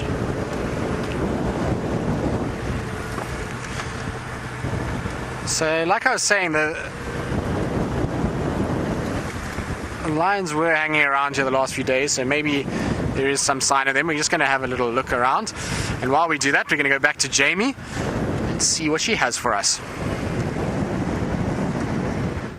We have found you the sign of something much, much larger than a pride of lions. I didn't make this bundle of sticks. This is exactly how I found it, on the ground right in front of us. And this is because it's come through from an elephant. Now, we've seen the way in which elephants feed. They're not exactly neat feeders, and they're not exactly, they're actually almost not wasteful, but they certainly don't eat everything that they happen to grab or uproot or pull down. And we've seen the way that the elephants will basically wrap their trunks around big thick swaths of grass, yank them up and then beat them against the ground and then chew on them. And this particular bundle of sticks, grass. This is the side that has been chewed. It's slightly disarrayed now because of the way that I picked it up, but this is the side that has been chewed. And we've seen elephants do it so many times with grass in their mouths, often watching us at the same time. You know, they're sort of there going, and then it just drops out of their mouths. And every now and again you actually find that. You find the sort of the remainders of what they were chewing, and that's what this is. All still bunched together beautifully. And then, what you don't often find is tiny, tiny, tiny, tiny little millipedes. This is a particularly odd-coloured one. It's a very pale one. That's new. That you don't always find on your bunches of grass that have been chewed by elephants. He appears to be pretending not to be anything. Interesting, I've read this feels like it's a different species of millipede. It's very, very light in colour. Could just be a little one, little baby. They obviously get much larger and much darker as they grow older. He also doesn't seem to want to move. It's decided it's going to pretend to be one with the branches with the blades of grass. So I suppose we'd better let it pretend to be one with the blades of grass. Yes, all right, there we go. Now, what's amazing about this is we were talking about tracking earlier, and of course we're talking about it with the kids from the schools. So we didn't go into it in major depths. But in terms of trying to find something like an elephant or a rhino, know how clearly it shows up, Jean-Andre? Can you sort of see it or not really? For us, with our eyes, you can actually clearly see the way, the path that this elephant bull, I assume bull, just because it's alone, and this elephant bull has walked through here. And you can see where the grass has been flattened, and you can actually see which direction he's walked in, which is the direction that we're walking in, just by the direction in which this grass has been pushed over.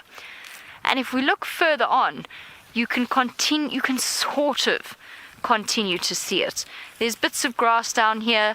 All of the grass that has been flattened or pushed over has been done so in this direction.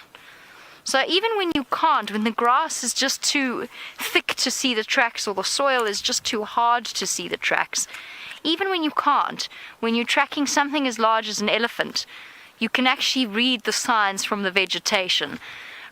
Elephant, rhino, hippo to a small extent, and maybe with a buffalo herd, not so much with an individual buffalo.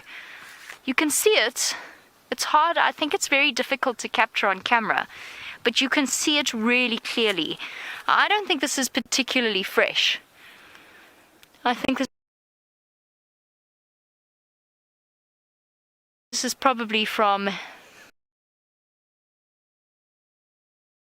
just looks like it's the grass that has been uprooted, just looks as though it's dried. And the path just moves really smoothly and very clearly along here. Now I'm trying to see if I can see any elephant tracks as we go.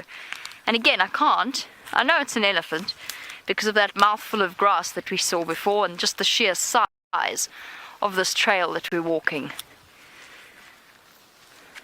And this is where it's really very easy to follow something like this. Looking to see if there's any dung or anything like that, just to verify what we've said. Where is that? Whoa! That is one serious drat. I didn't actually get a very good chance to get a look at that. Looked like some sort of meloid. Not assassin bug, what are they called? Blister beetle. That's what it looked like, but blister beetle, thank you. Meloid, blister beetle, that's what I was going for. But I didn't get a chance to see it, so hopefully some of you managed to get some screenshots so that we could have another look at that. Now, what is my favorite small thing to find on a bushwalk? I'm sorry, I didn't quite hear exactly who that question. Zoe, you want to know what my favorite thing is to find on a bushwalk? Small thing. Ooh. I really like spiders. I do really like spiders, especially orb spiders. Dwarf mongoose always fun on foot if you can spend some time with them. What else? Anything interesting or unusual that I haven't seen before, which happens very regularly on bushwalk, just because there is so much to see. Genre, what small thing do you like to see? Dice moth. That's a very good answer. Dice moth caterpillar, I assume.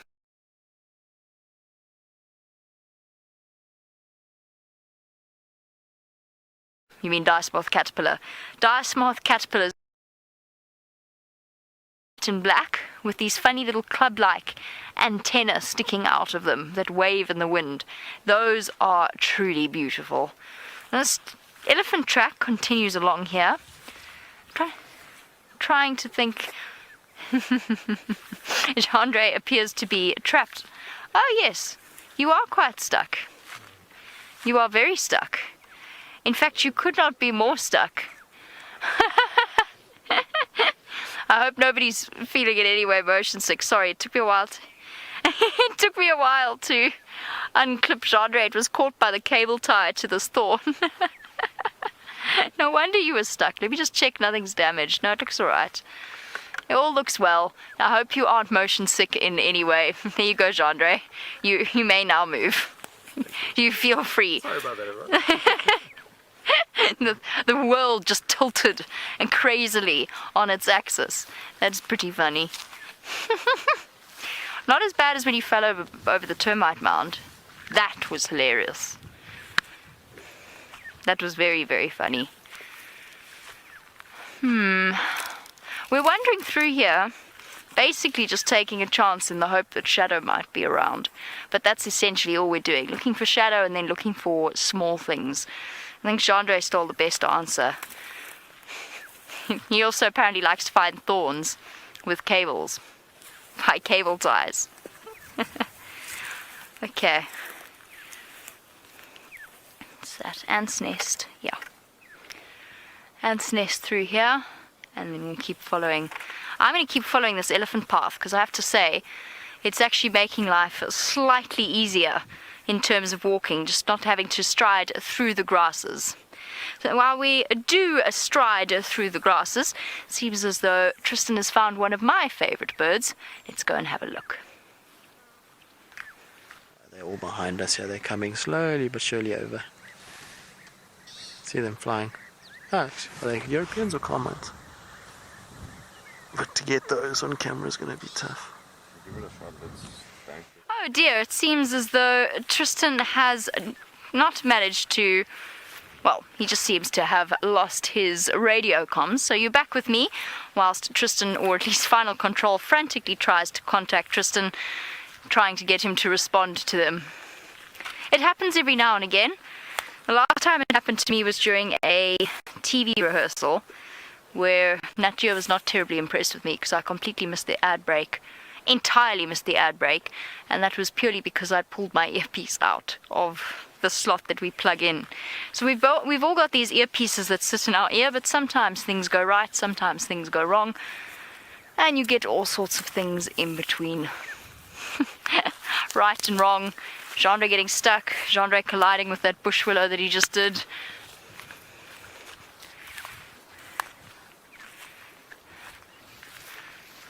Still following this elephant path. So far proved to be thoroughly convenient. This is the block of the aardvarks. This is the home of the aardvarks, this area. And actually, I've just said that, this is quite cool. You can actually see, just make sure there's no snakes waiting to launch themselves at Xongile. You can actually see how this has been broken open. Possibly by something like an aardvark. Doubt it though. I think the aardvark would probably have gone for something smaller than that. I think this could well have been an elephant kicking this over. You can see how it's been broken open, but it doesn't look like this particular, at least this particular part of the termite mound is active, because they haven't even bothered to rebuild it. And usually, whenever there's damage to a termite mound, if it's an active termite mound, you can guarantee that the termites will be swarming around there immediately trying to fix it up. So I suspect this has been knocked over by an elephant, but I don't think it's done any damage because I don't think this termite mound is active anymore. So at first I thought it might be perhaps something that had been broken open by an aardvark, but I don't think so anymore. Very, very bad idea to stick one's hand in these holes. I suppose that should go without saying. That if you're out here in Africa where you get spiders and snakes and all sorts of things in between, you don't really want to go putting your hand into somewhere it doesn't belong. But just a gentle reminder that you don't really want to be doing that. While we continue on, let's hope that Brent can hear Final Control, and Kirsty in particular, and see what he's up to on Cheetah Plains. I just got some good news which prompted me to speed up my move towards the Cheetah Plains. There's a very strong possibility that one of my favorite leopards has crossed into Cheetah Plains. Now, let's see who can guess which leopard I'm talking about. Hashtag Safari Live or questions at WildEarth.tv.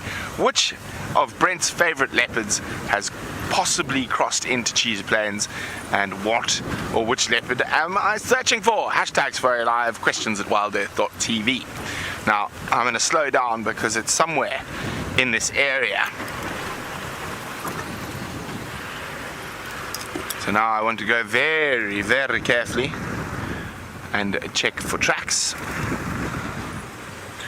But I think it's going to be a magnificent evening on the open plains, even if we don't manage to find that cheetah.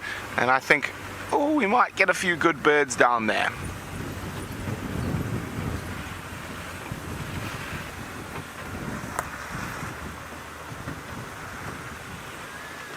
Okay, it is beautifully green.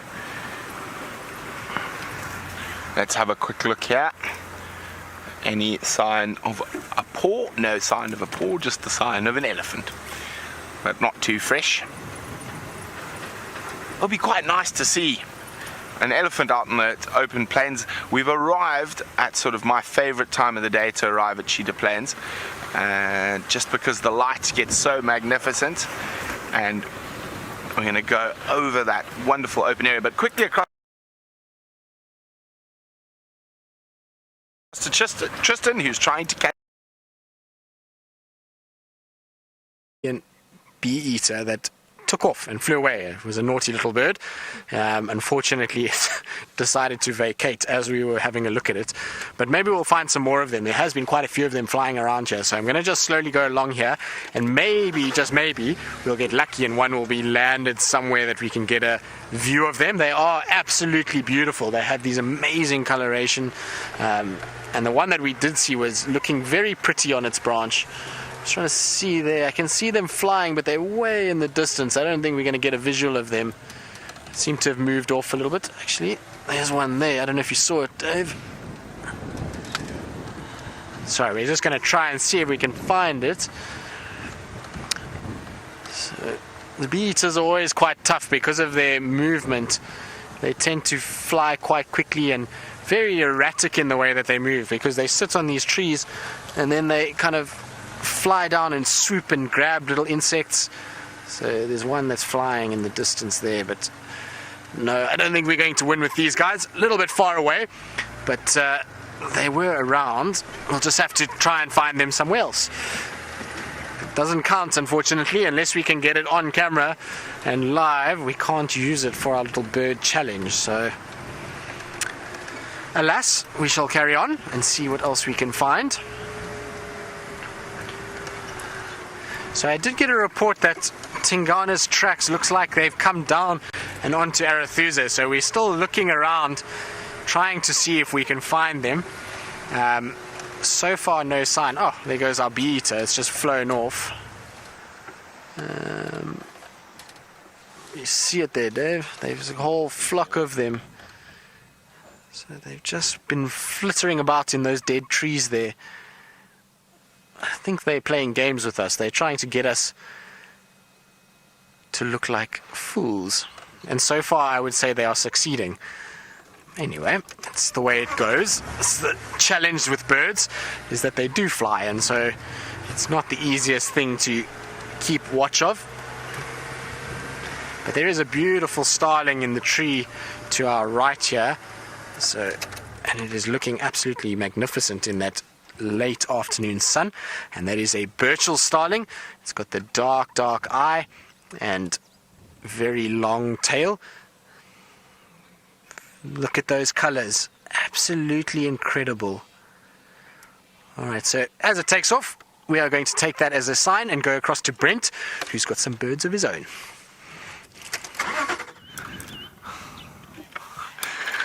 They flew away. Oh, something's... Oh no, don't worry, false alarm. Ignore me. I thought I saw a monitor lizard, but it is just... Oh no, let's actually have a look at that. There's yellow-billed hornbills are either fighting, and I don't think I've put yellow-billed hornbill yet. So let's have a look what they're up to. Yes, I think they're having a bit of a fight.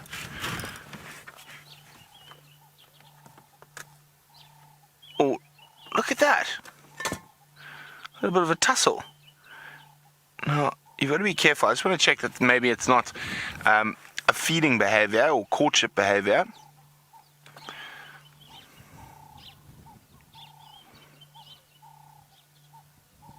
There we go. It looked a little bit more like courtship than fighting to me. Well, sometimes in the animal kingdom, you can never really be sure which is which. So I think it's more courtship behavior.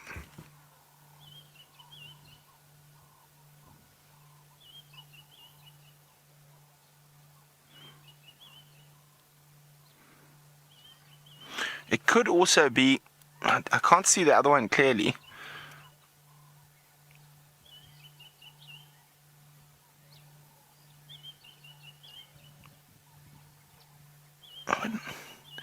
No, I'm not sure. It could be a battle. Very interesting behavior nonetheless.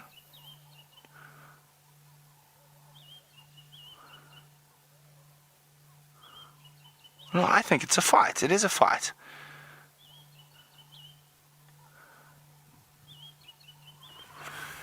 Not a very serious one.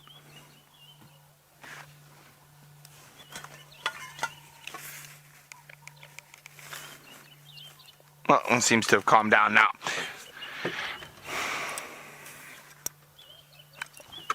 Okay, let's keep moving on, checking for the prints of predators.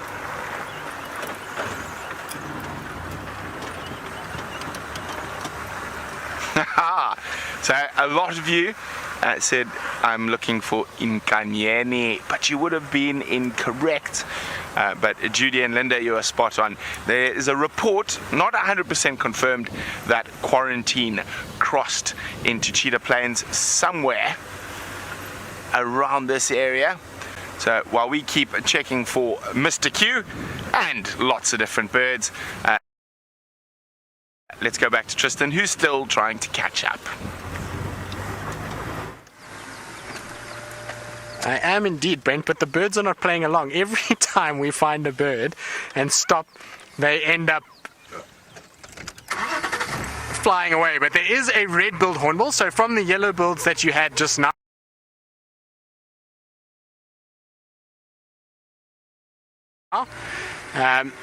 we have another one just over.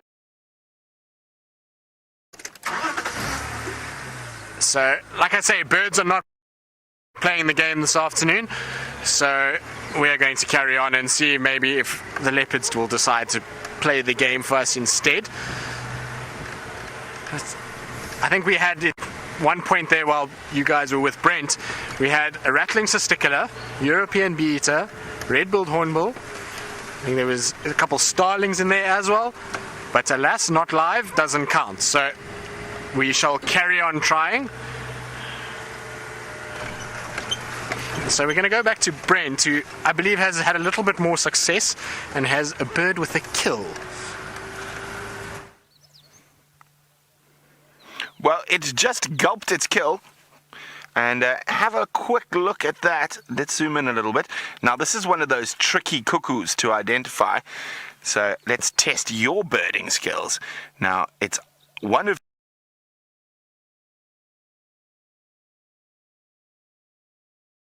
two species. Now, which one is it? If you know the answer to which cuckoo this is.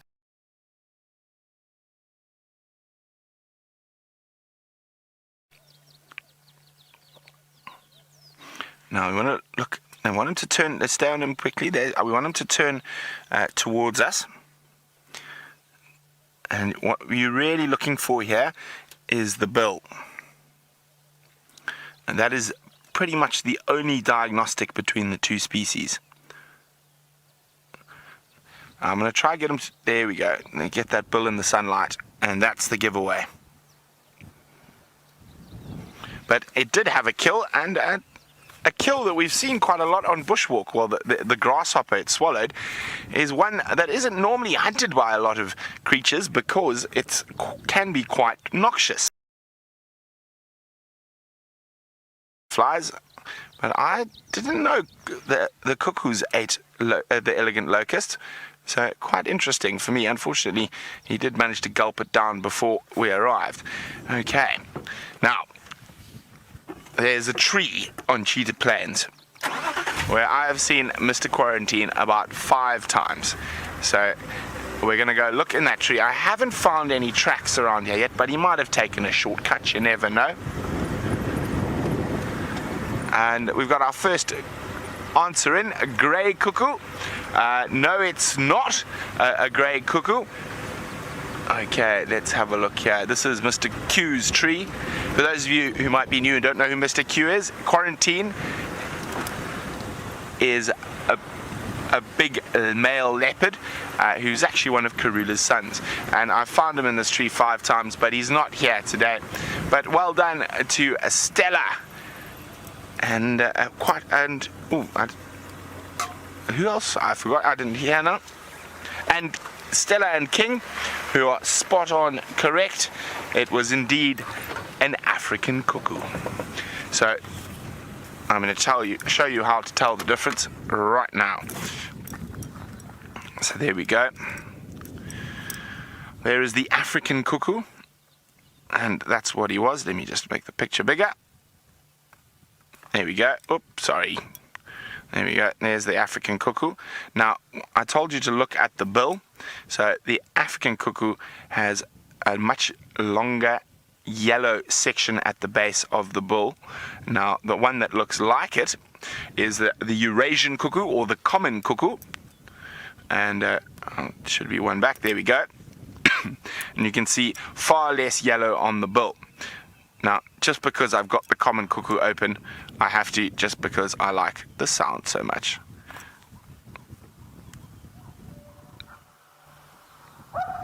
Cuckoo! Cuckoo! It's okay, I'll stop being silly now. And so you will never hear that in Africa, but those viewers of ours that live in Europe will hear that common cuckoo calling extensively during the summer months. I remember being in the south of France, and I've seen them in Africa, but I'd never seen them in Europe before, running around. The Frenchies thought I was a bit mad, and running around with my binoculars trying to find a common cuckoo.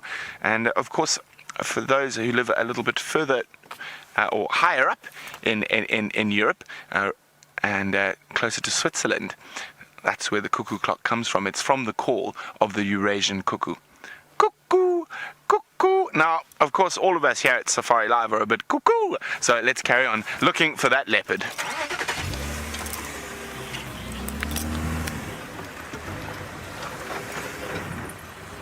Now, a place like 3 in a Row Pan, as you can see, as you saw as we drove up, it's very full of water. But because there's so much water around at the moment, it's not attracting nearly as much wildlife as it does during the winter months. But I thought, oh, quarantine, he likes his old haunts.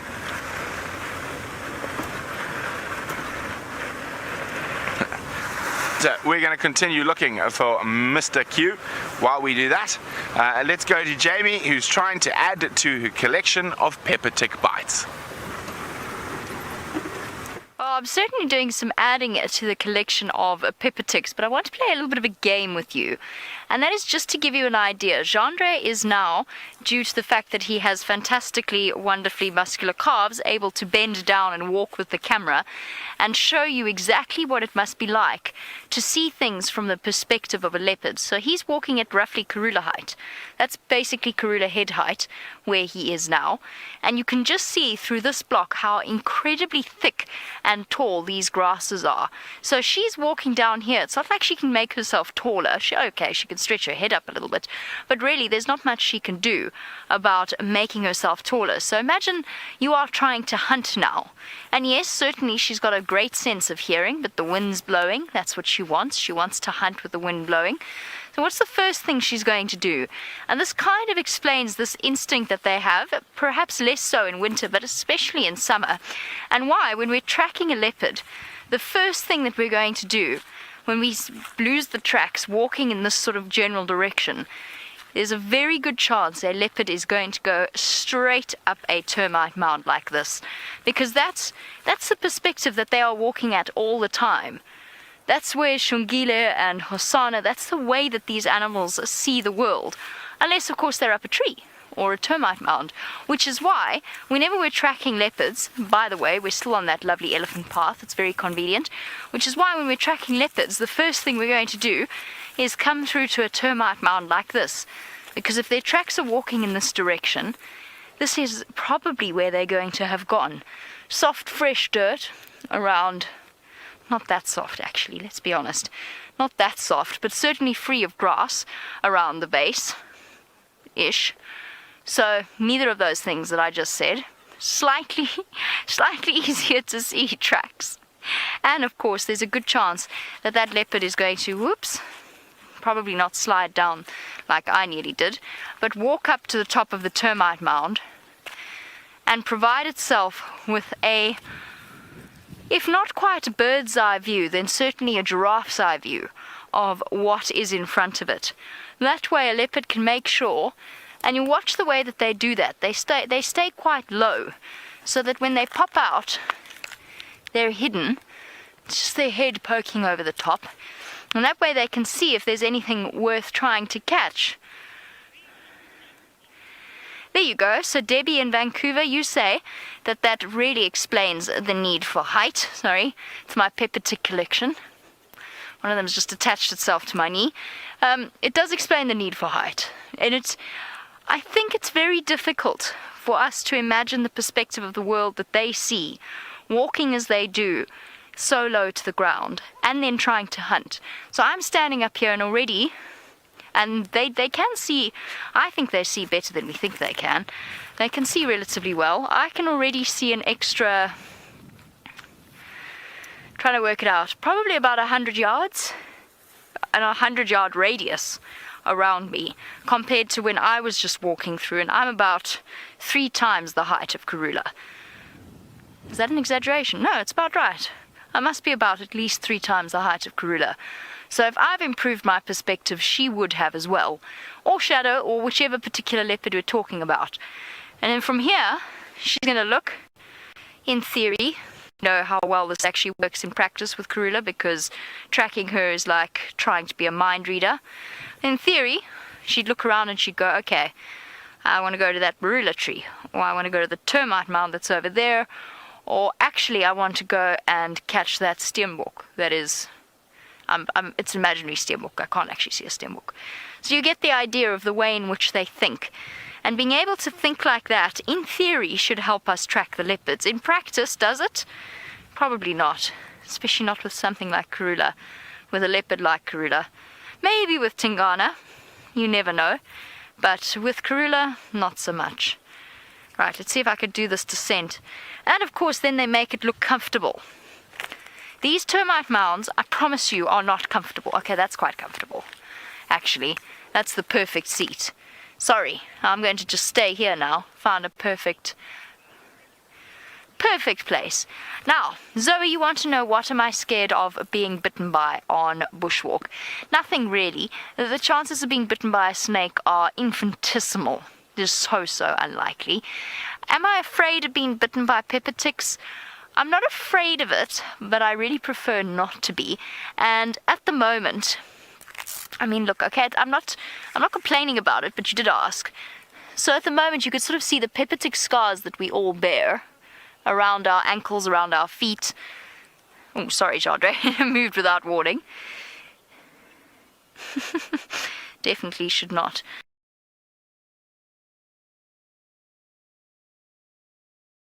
Be bearing my feet anyway. Well, the pepper ticks that bite us, it's just very itchy, and for some reason they seem to target some people more than others. Steph is the worst. Steph is positive. Aha, here's a pepper tick. Yeah. I will. Oh, they're both on my thumb. Hold on. They're both on my thumb there. Look at them. Look at them. Go further back. I'm sauntering along my thumb like they own it. Can you see them, Jandre? There. That is what I'm afraid of being bitten by. Not afraid. I do not enjoy being bitten by. And they're so tiny that they're really hard to see. Which means that you don't always spot them before they've embedded themselves. Like that one, for example, has vanished. There were 2. I can now only see 1, and that disturbs me. Sorry, Jandre. That disturbs me immensely. That was my fault, everybody. Because I'm now trying to look for the second one that's gone missing. So it just gives you a sort of an idea as to the pepper tick size. Go away. Leave me alone. And some people really do. I don't think I've ever seen Brent with a pepper tick bite. They just don't seem to like him. Mosquitoes, on the other hand, well. Now, I'm being distracted, but my original purpose of sitting on this termite mound was to tell you about tracking leopards. Seems as though Tristan has had some luck in finding one. Let's go and see where he is. Indeed, Jamie, we've managed to, through the cooperation of some of the other vehicles in the area, we've managed to find Tingana. He's been crisscrossing our tracks behind us the whole afternoon, so he walked right where we were. We actually drove past this area a little bit earlier. If you guys remember where the vultures were, we are slightly north of where the vultures were, so his tracks were on top of our vehicle, and the guys then followed that, and there he is, having a very nice cozy nap. He's found himself a beautiful shady spot. There's a nice little breeze blowing, as you can see by the grass moving there, and it looks like one happy cat. Now, given the amount that he's been walking today, I would imagine he's quite tired, so he's having a little rest. He's not completely flat. You can see he's kind of up on his front legs a little bit. So there was a little steenbok around that scampered off quite quickly when it saw him. So I think he was kind of watching that, and there we go. He's gone down, and it's time for a really good nap now, I think. Long day. If you think that he was fighting yesterday afternoon, He's then been patrolling the whole day. I think the nap is well deserved at this stage. But you can see why it's tough to find him. You know, in this area here, it's quite far from a road, so the only way to have found him would have been to be on foot and to actually have tracked. And like I say, he was just kind of looping behind us the whole time, so I'm glad we eventually managed to catch up with him. Oh, great to see him again. And he's showing no visible signs of any injuries or any cuts or scrapes. Now, I watched the video earlier, and it seems like he got the better of that fight. He was the one that kind of approached towards Mvula and caught Mvula by surprise. So he was the one that was able to kind of get on top, and I think basically what happened is he bit Mvula and kind of grabbed him and didn't get a proper hold, and so Mvula was able to wriggle free, and from there they kind of just had a little standoff and then off he went. So it was nothing too serious, and he's not, like I say, sporting any new fresh wounds, which is good for him. You know, he was often limping for a while about 6 months ago, so I'm glad he hasn't aggravated any of that or caused himself any damage. At the moment he looks really fine, but like I say, it's a perfect place for him to rest. I'm surprised he moved around as much as he did during the day. It's obviously been quite warm. It was about 31 degrees or 88 Fahrenheit when we got going this afternoon, and his tracks were from this afternoon, so he was walking around all through that period, which is generally a very hot time of the day and a time of the day that you wouldn't expect a leopard to walk around. Everybody always has this preconceived notion that leopards are nocturnal only and that most of their sort of active periods would be at night, and it's not necessarily true. As we've seen today, he's walked around quite a bit during the day, and now he's having a little rest before the sun starts to set, and then he knows once that sun sets it'll be better for hunting. But you can see he's woken up a little bit, and that's because the vehicle is just moving out now. So he's popped up. There's another vehicle that's approaching. We are in an area where, see, there are commercial game drives, and so they often will come in and view.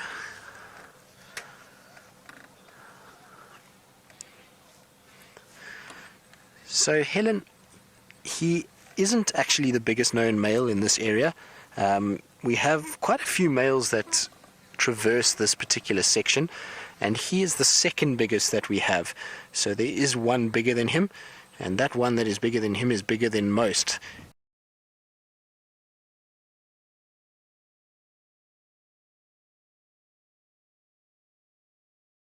His name is Anderson, and he is slightly larger, or not slightly.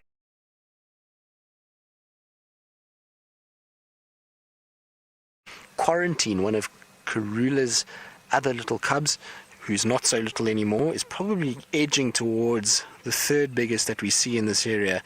There is another male that Brent has seen every now and then called Djuma, which is a very skittish, shy male that often comes into the northern side of Djuma, who I believe is quite big. I've never seen him myself, so I wouldn't be able to give you a size comparison, but Brent tells me he's quite a large chap, so maybe he's our third biggest, and then Quarantine into that. Mvula used to be quite a large chap, but unfortunately now, because he's gotten a bit older, he's become a bit more nomadic, and he's lost a little bit of his kind of bulk and size, and he's not nearly as imposing as what Tingana and Anderson and the likes are. And these guys are still in the prime of their life, so they big boys and got a lot of bulk on those shoulders and head area and neck area. So, but I have seen Tingana and Anderson square off. I've seen them walking side by side, and while Anderson is quite a bit bigger, Tingana does have a much bigger dewlap. So when we talk about the dewlap, we talk about the fold of skin that comes under the mouth towards the chest area. You can see it all folded up under his jaw there. It's all kind of squished up there, and so that hanging skin that he has there is much larger than what Anderson has got. Anderson's neck is still, or his dewlap is still quite small. It will get bigger as he gets older. Anderson's quite a bit younger than Tingana. As far as we know, he's probably about 4 to 5 years younger, so his dewlap will start developing, but Anderson is definitely slightly taller and much bigger head. So in that particular little argument that they had, or little showdown, it was Anderson that was the dominator of that particular argument, and they kind of walked on each side of the road, and they decided, I think, that the road was the boundary between the two of them, because since that day, I've seen neither one of them actually cross that boundary other than when they were mating. They always get to that particular road, and both of them then scent mark along the one side of the road and then turn around and go back in opposite directions. So it seems like that day the line was drawn, and that is where it is at this stage.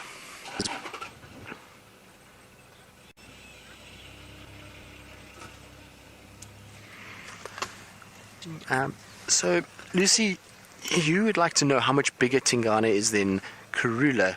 Well, Karula being a female, she is quite a big female. She's not the largest I've ever seen, but she's definitely not the smallest. She probably weighs, I would say about maybe at the most 50 kilograms, probably closer to 40 kilograms. So she's about 80 pounds, whereas Tingana over here is probably a lot bigger than that. He's probably closer towards 80 kilograms, so he's almost 160 pounds. So he's over double, probably close to double her size, so quite a lot larger.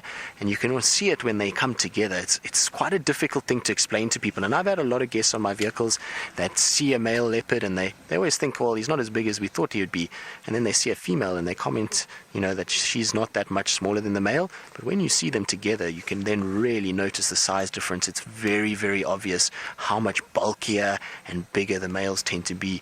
They tend to have much taller and bulkier shoulders, and obviously that head area is just so much larger. So you really only get an appreciation of the size when you have the two of them next to each other. It's a lot more extreme than what you would see in lions, for example. So female lions and male lions, they actually look quite similar, where in terms of size, when they're walking along, the male stands slightly taller, and obviously his mane is much bigger. But with male leopards and female leopards, male always much larger. All right, so while we give Tingana a bit of time and see if he's going to maybe wake up this afternoon, we're going to go across to Jamie, who's spotted something in the distance. We've spotted something in the distance, and we're going to be very, very, very quiet, because we're going to try and sneak up on this particular creature. Now, this particular species is one of the most dangerous, as being the Karula&hosana&Xongile species.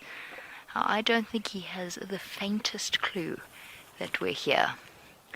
And actually, I'm not entirely sure exactly where he is or what he's doing. I think he might be having a small nap. Aha, he's flying the drone apparently. What do you think? I think we should go sneaking up on him and see whether or not he spots us. Now, he's a good, I don't know, about 100 yards ahead of us. And it's not particularly easy terrain, especially for Gendre, but let's see whether or not we can't surprise him. I'm now starting to, this is why I've always been bad at practical jokes as a kid and as a teenager. I always feel too guilty. Right at the last moment I give myself away. Like you say, we're habituating Connor or terrifying him. I'm not entirely sure which this counts as, which is which in this particular process. He might never come near us ever again, but it's just too good of an opportunity to miss. Let's go this way.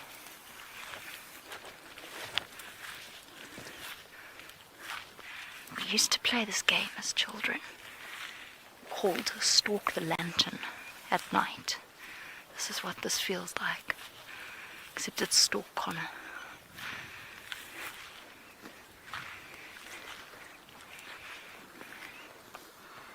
He still hasn't spotted us. He's further than I thought. Okay, let's keep going.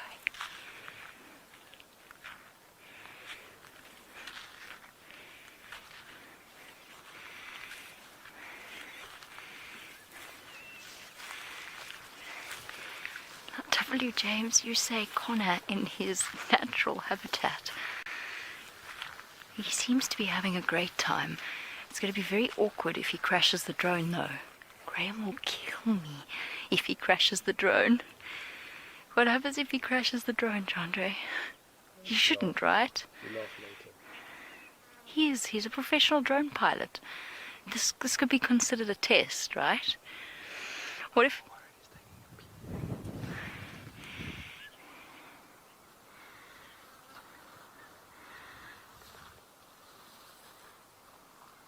Okay, he's not having a toilet break or anything, so it's okay. We're not going to completely embarrass him. Just checking.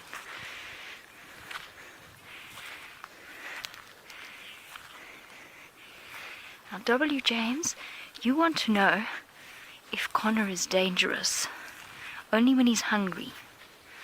If you haven't fed him, then yes. Otherwise, he is very, very laid back. He is always hungry, that's true. Only if he's very, very hungry. Which is okay, I understand that. Oh dear.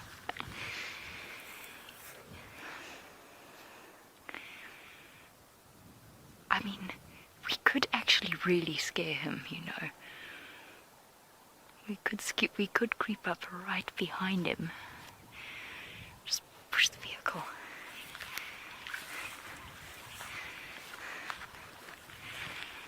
Badly nature, you say make sure the wind is to my face so that he doesn't smell me. Luckily the wind is blowing this way. But don't worry, I had a shower before we went on drive anyway, so I'm not too stinky. Chandra didn't though. Okay. You know what would be terrible is if it wasn't Connor, but it's definitely Connor. Okay.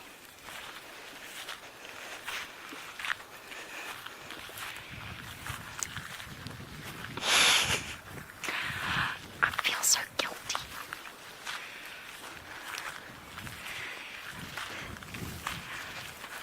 What if he says a bad word?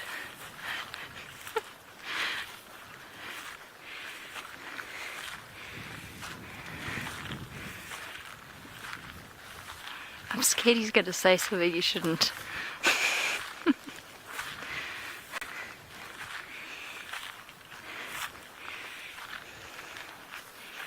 Let's go see what Connor is looking at, and then we'll creep up some more.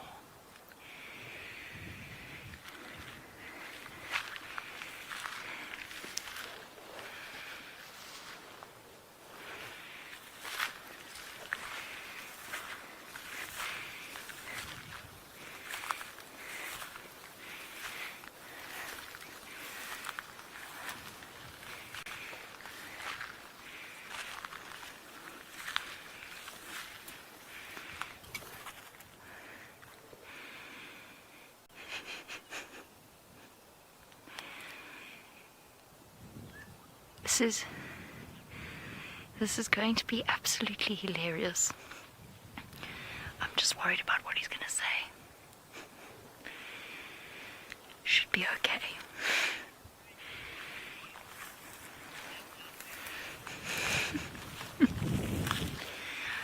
Rose says don't worry. Oops. Thanks, Rose.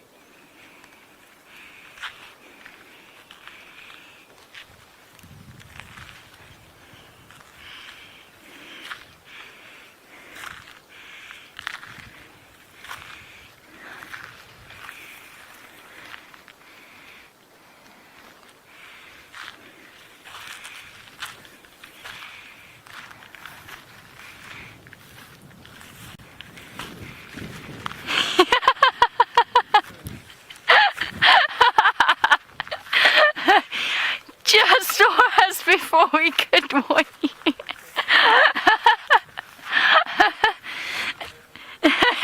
Hey, Connor.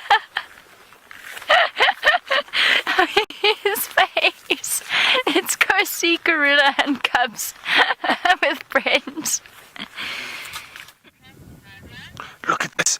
Karula&cubs being shepherded by that crocodile. Now, in some cases, the crocodile will leave the water to attempt to get prey, but it looks like that crocodile's still hunting for terrapins.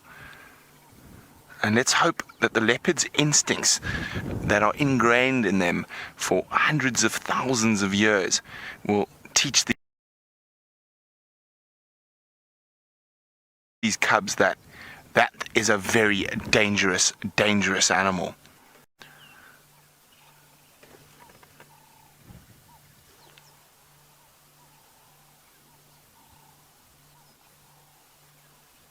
Now that croc is too big for these leopards to take. Just come out again. There we go, look at that croc. It's still feeding on terrapins. And he's got one. That is a big crocodile. Now, leopards have been known to attack crocodiles, but as I said, this one probably weighs close on 300 kilograms. Maybe not 300, maybe 250. But Karula, what are you doing? She's coming closer to it. Isn't this amazing? This is not something you see very often. Two apex predators within about 10-12 feet of each other.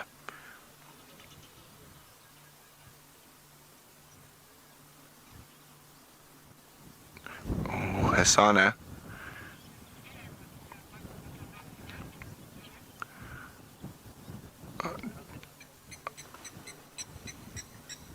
I'm just watching Hosana. Hopefully that curiosity that young male leopards have doesn't make him too curious, as that crocodile can move at lightning speed. Now Ellen was wondering where we are. We're sitting at Twin Dams at the moment. The croc's still not really paying any attention to the leopard. Karula's hissing at it. Look at this. This is absolutely amazing. Look how close she is to that croc. Hissing at the crocodile. The crocodile is paying no attention to it. I think he knows he's far too big for a leopard of her size, or even a leopard of Tingana's size, to actually give that crocodile any trouble. The only predator that might be able to give that crocodile a run for its money is a lion. And even then, I think only a male lion.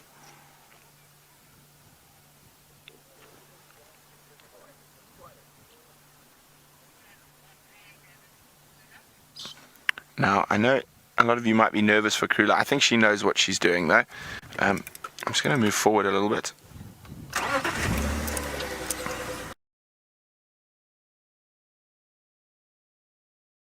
Paying no attention to the leopards at all.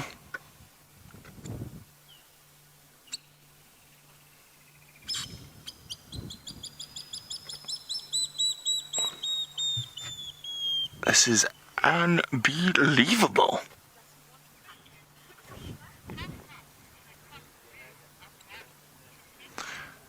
Tiffany's wondering how fast can a croc move on the land. Fast enough, Tiffany, but not nearly as fast as a leopard. Oh, that hiss at you, crocodile. See, she's very nervous of it. That crocodile was almost looking like he was going to actually charge. Now, for him to stay with both crocodile and Karula, please. Just keep it, yeah. So that croc looked like it was about to lunge. And Karula immediately leapt backwards. Now, for that croc to really have a good chance, they can launch about 4 or 5 meters out, about that same distance, but they need deeper water. So he'll need sort of a really deep sort of drop off, that crocodile, so it can get some real momentum as it moves its tail. out of the water.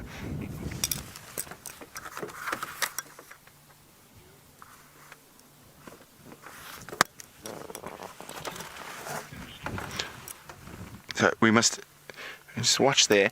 Now it's a bit of a standoff now because of that, how close Karula got there for a second, and the fact that she's hissing at this crocodile continuously has now caused the crocodile to just stand by there.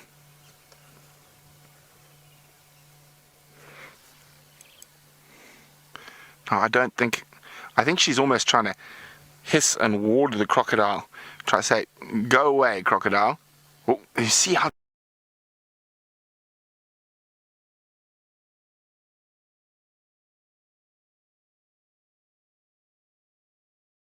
jumpy they are. This is not stuff you see every day. This is absolutely magnificent. And remember, this is 100% live from South Africa in the Greater Kruger National Park.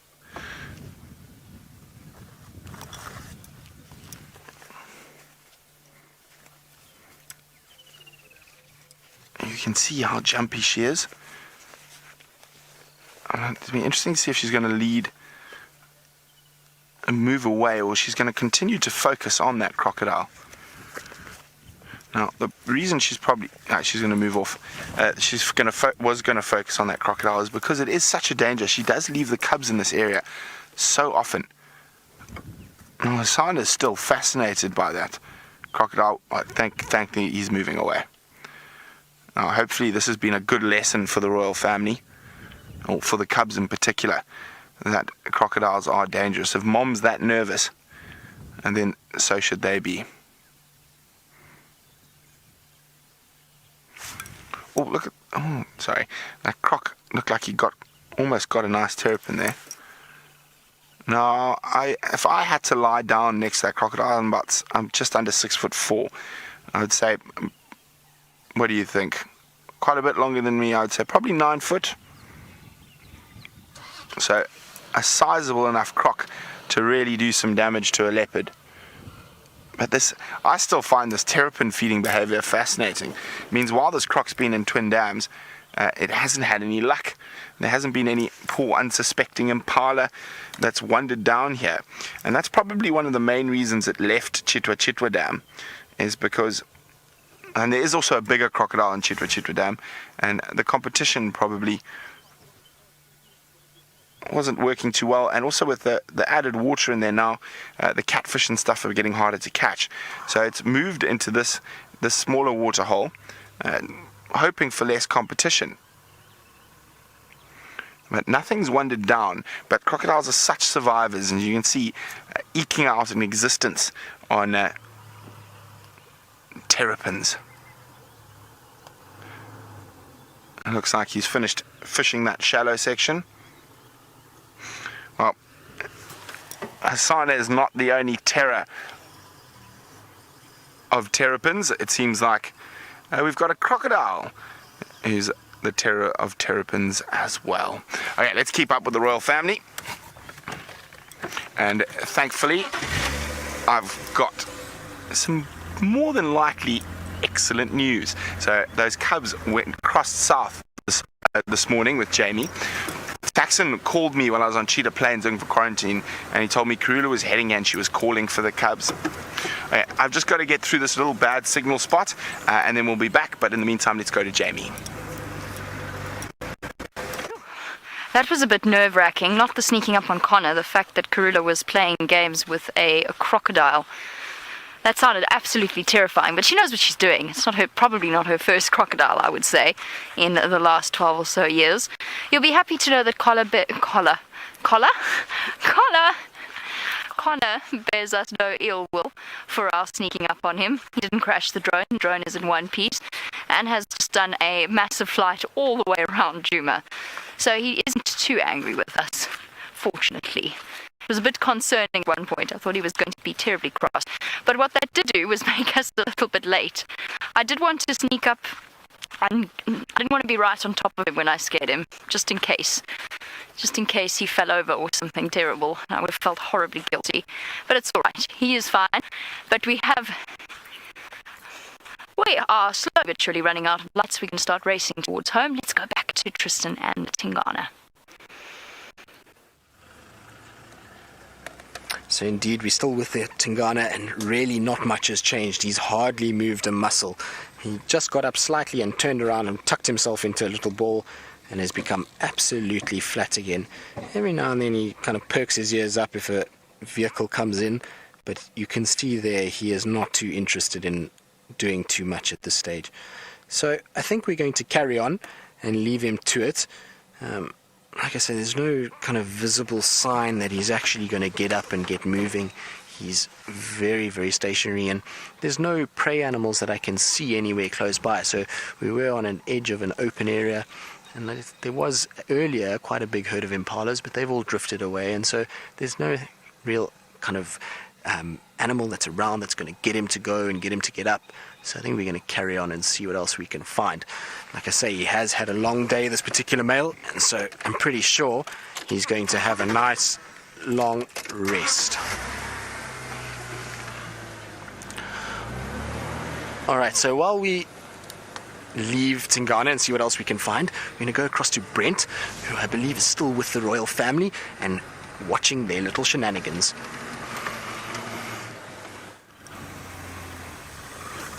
Well, as I said just before we went into that little bad signal spot, some very, very good news. Karula came all the way down here to right to the southern boundary, had a standoff with the crocodile, amazing, and is now heading north, which means she's made a kill, and that kill is almost certainly in Djuma. So we're going to stick with her till she gets there.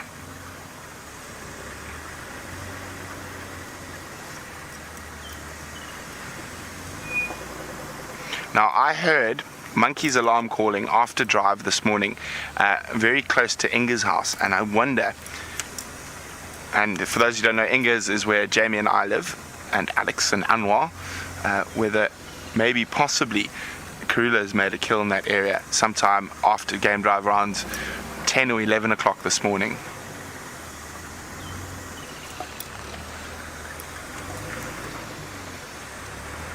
Where'd little Xongile go?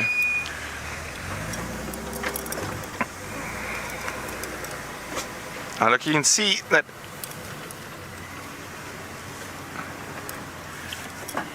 Hosana's not quite as big as Karula just yet, but she is getting there.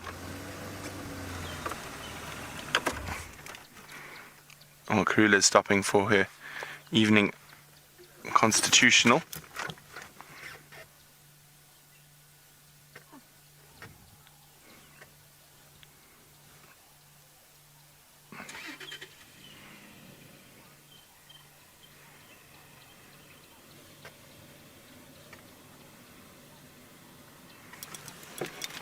Okay, I can't see where the Xongile is gone, but she ran off into here somewhere. Oh, there she is.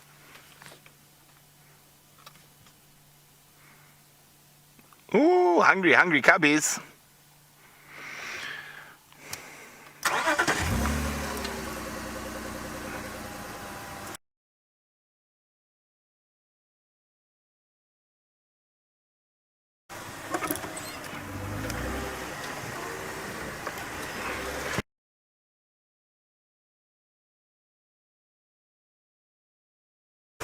What are you up to, Hosana? Coming back down the road towards us?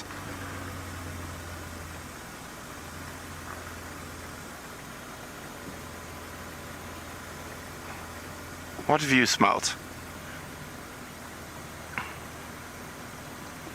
Nah, off you guys.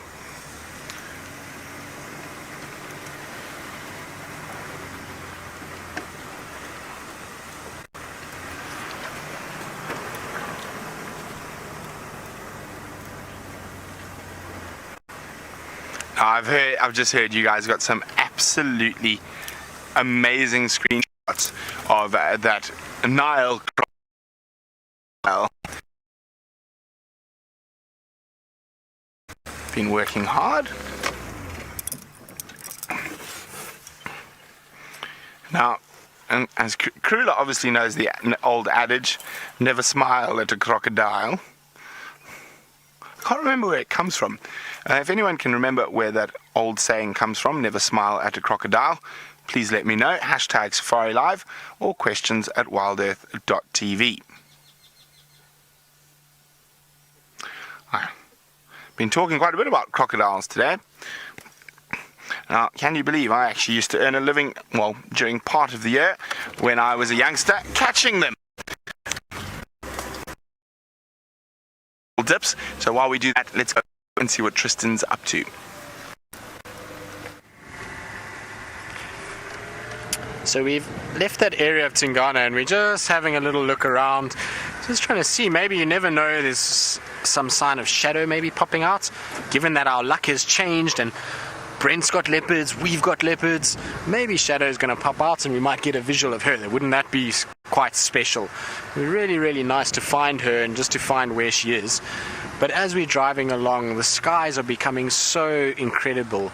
We've got the sun setting on our western side, and to our east are these beautiful big storm clouds that are busy catching all the last little bit of light. So they've gone purple and little hues of pinks, and look at those, aren't they absolutely magnificent?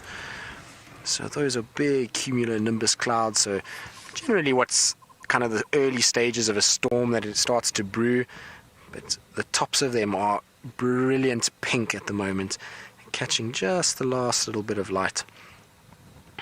Very, very pretty.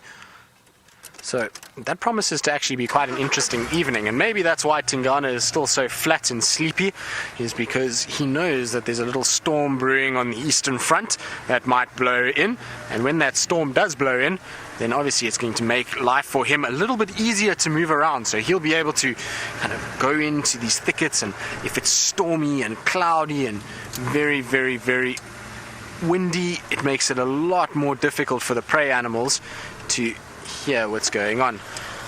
So just quickly going to say hello to Neil. How are you, Neil? You well? Good. Hello everybody, how you doing? So I think they're on their way to go and see Tingana, go and see what he's up to. And isn't that quite special to be on a game drive, especially like I say in these beautiful conditions, such a pretty afternoon, and then to go and see such a beautiful male leopard. It's quite a special experience. So very, very lucky people there. Now I think we've got a bird on our big dead tree. Scratch that one off and know that we're even on the hornbill front. Just listen to it calling. And off it goes. Oh, just to the other branch. So still calling away. Now there isn't any other hornbills around. Generally when they start calling, oh, there's the other one. The other one's on the bottom left. So they're busy having a little conversation. So a pretty similar situation to what Brent had earlier. I'm not sure if it's a fight or just a bit of chatter between them. The other one is completely silent. So much like Brent and myself, I just keep quiet and Brent just doesn't stop. So that's pretty typical of the two of us. So we found the two hornbills for myself and Brent.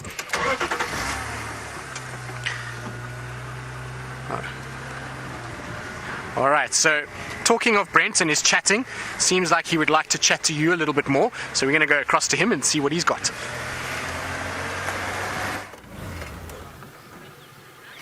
We're still with the royal family. They're still heading north. And hopefully she's caught a big impala or a big inyala and put it safely in a tree.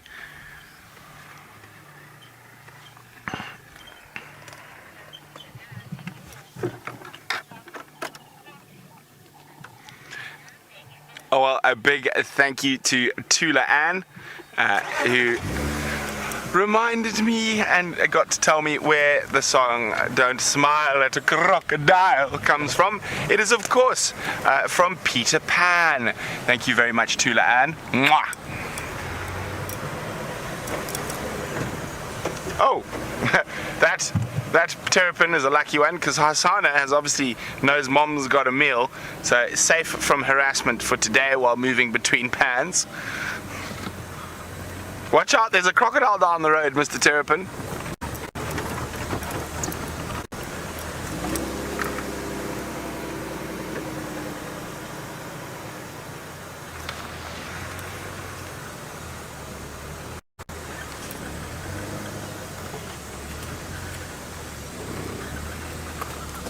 You can see how Karula just is going dead straight, while the cubs are running around, jumping, going off the road.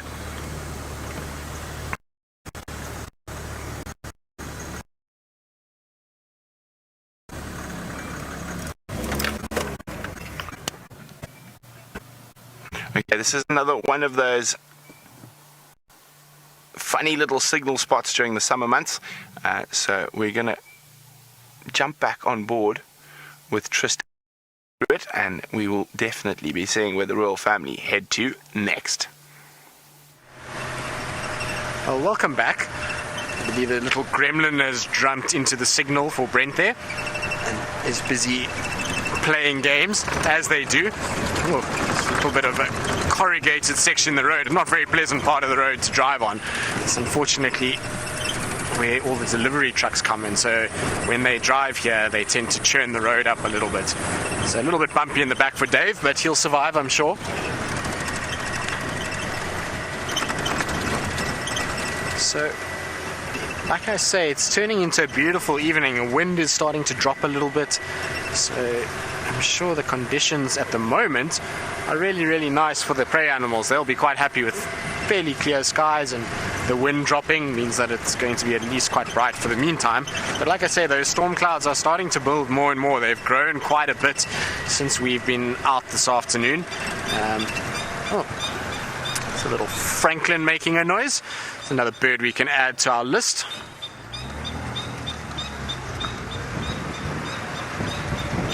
It's just sitting on top of the termite mound. So, oh, don't let us interrupt you. Carry on.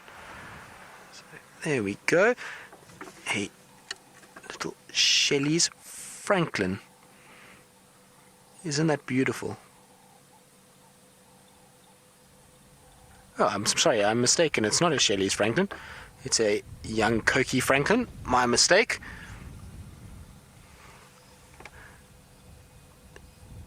So it's just starting to get that little dark head. I'm actually not 100% sure. It's an immature bird, so it hasn't got that moustachial stripe yet of the Shelley's, but it looks too big to be a Coqui, so I just want to make 100% sure quickly. In this gloomy light sometimes it's a little bit difficult to see. The camera does a good job of exposing them and making them look really good. So through my binos,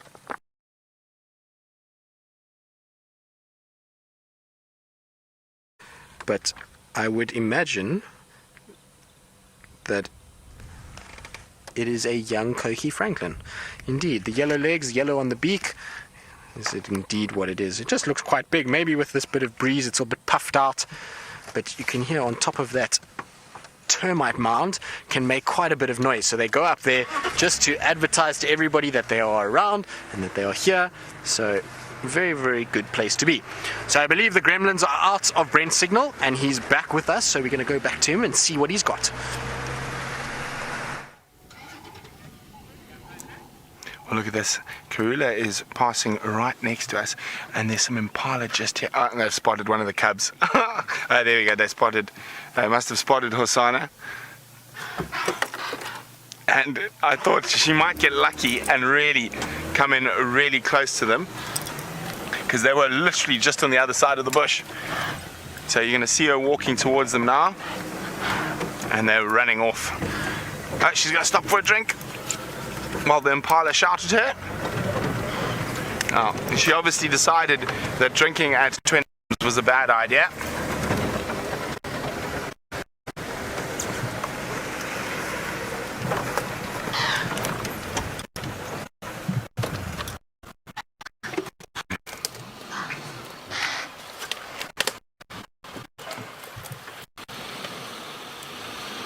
Isn't that exquisite? The whole royal family enjoying an evening drink.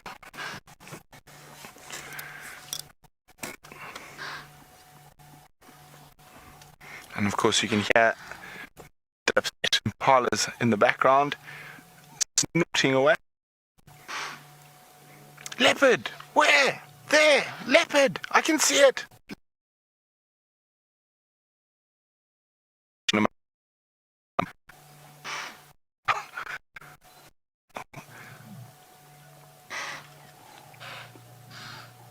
And the ones at the back, are you sure? Yes, I'm sure.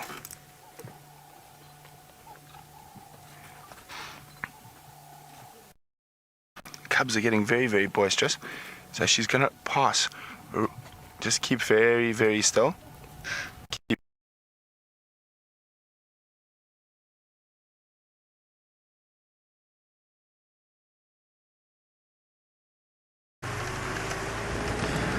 Welcome back, guys. So the gremlins are not gone. Don't know why they're in there. I'm sure they will vacate. It's a bit of a pity because I believe the cubs are moving around, and so very pretty sighting there. But it happens. That's the nice part about being live out here, is that these things do happen. We do get little gremlins and little things that interfere here and there. It certainly makes things quite interesting.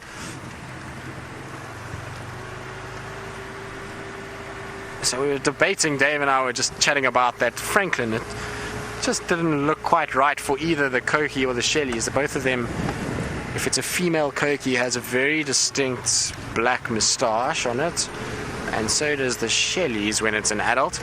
And it just looked too big for a Koki Franklin, so I think it's a juvenile Shelleys. That's what I'm going to go for. Like I say, it's a bit difficult in this gloomy light. I'll have a look at some screenshots when I get back and see exactly what it is, so that we can confirm it for the list. I think we've done a bit of catching up with Brent. I know he's had a few birds today, but hopefully we've caught up a little bit. It'd be actually quite interesting to know what the score is now, so those of you who are keeping tabs, let us know what we finished up on this evening. I don't think there'll be too many more birds from now, so I'm sure we can at least get a tally in, so I know when I go to bed at night what the target is tomorrow. I've got to pull up my socks a little bit by the sounds of things.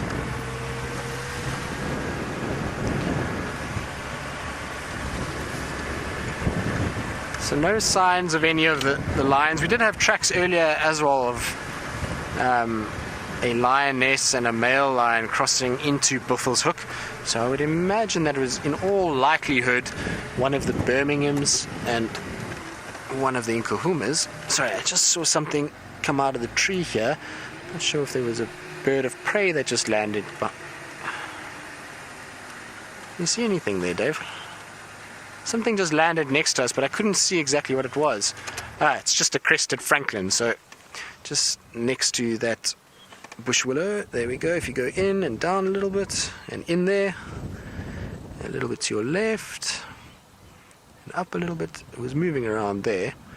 So there was a little crested franklin that was moving. It was obviously sitting in the tree, and as I came past, it just flew down into the grass.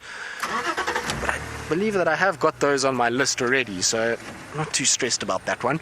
But I just heard this plop next to me, and I thought maybe it could be a bird of prey. Sometimes you'll find like little sparrowhawks at this time of the day, and will go down and grab something, or even an owl, which would have been great if we had had an owl. That would have been spectacular. But unfortunately, it was just a franklin. So, not that the crested franklins are not beautiful. I do like them. They've got that beautiful marking, and actually when you see them up close, they're very, very pretty. They've got these kind of speckled white on the feathers, and they actually are quite good looking birds. It's just they're very, very common and very, very loud. And we were talking about tracking earlier. They're actually the bird that can give you the most amount of heart attacks, because you'll be tracking a female lion with her cubs, or a leopard, and you're going through this thick area, and it's really quite tight and close, and you get a bit kind of nervous because you know the tracks are fresh, and then all of a sudden, out of nowhere, there's this franklin that bursts out of the bush, and there's noise, and it starts squawking at you, and just about jump out of your skin when that happens. So from that point of view, they are not the greatest bird, but they actually are quite pretty, and I do like them, and their sound is so iconic, particularly at the start and the end of a day. It's just, you know, one of those birds that will always call at those times. So if you spend a lot of time in the bush, it's always represents a beautiful time of the day.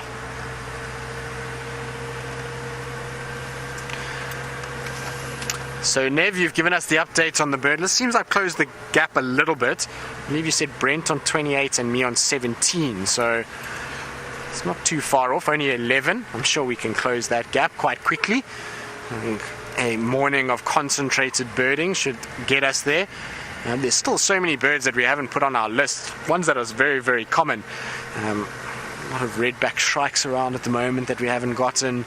I don't think we've got any cisticolas, so still quite a few that we can get. Alright, so we're going to go back to Brent and see if his signal will hold, and hopefully it will, because I believe it's a beautiful sighting that he's got there.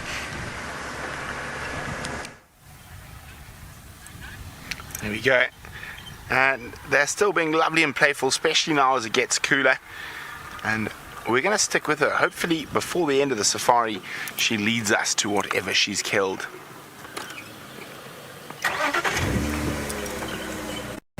Let's keep up. She's now, looks like she's about to leave the road. So we could be getting close to the kill site. Or she's just having a rest. No, she's just having a rest. On her way. It's been a hot day.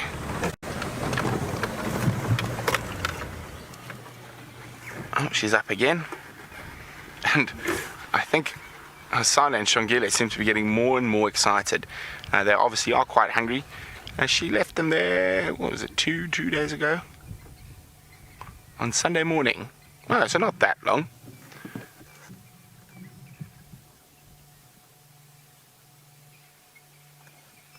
And there's Mom, the Queen. The Queen of Djuma. Oh, you can hear Franklin's being harassed by the cubs. I also think she's moving a little bit faster after those impala alarm calls. There have been quite a lot of hyena in this area, so impala alarming like that will immediately attract the attention of lion or hyena that might be in the area. So she's just increased her speed a little bit to get away from the area where she was spotted by those impala.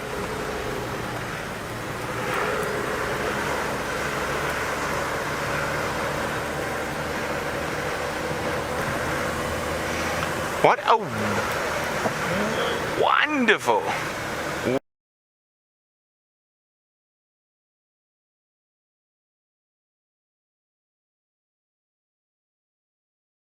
wonderful sunset safari so far. Exquisite screenshots of the royal family.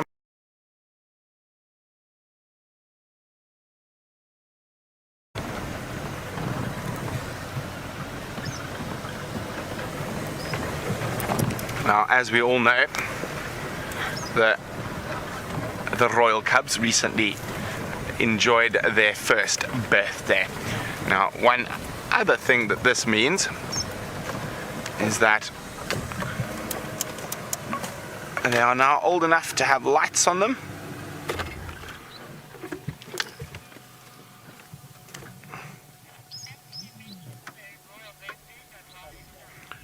And since they're old enough to be in the spotlight, oh, he's coming right next to me. Hello, Hosana.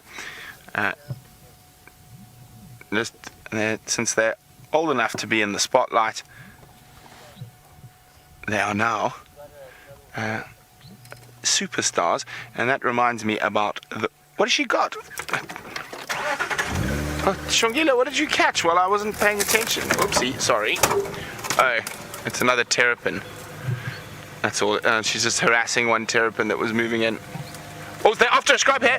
Hold on.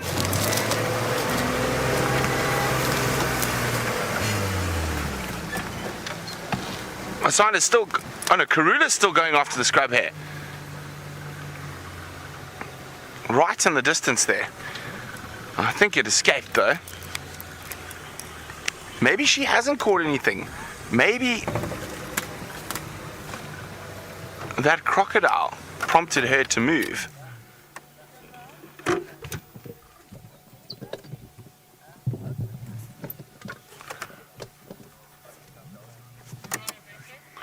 Oh yes, sorry, I got so distracted with all the action around me.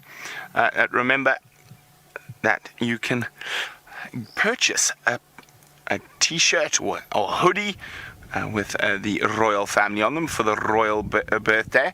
And here we go. This is one of those ones for some reason, like when I first started, I struggled to say questions at WildEarth.tv.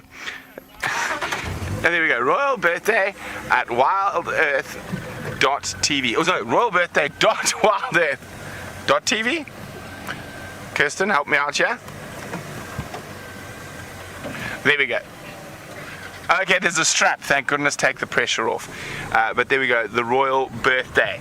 So remember, you can also get a beautiful digital print that you can print out of the said royals, and for a contribution towards us moving through up into Africa, possibly to gorillas, to the Mara, and all sorts of hopefully other amazing places. Now, where are the royals?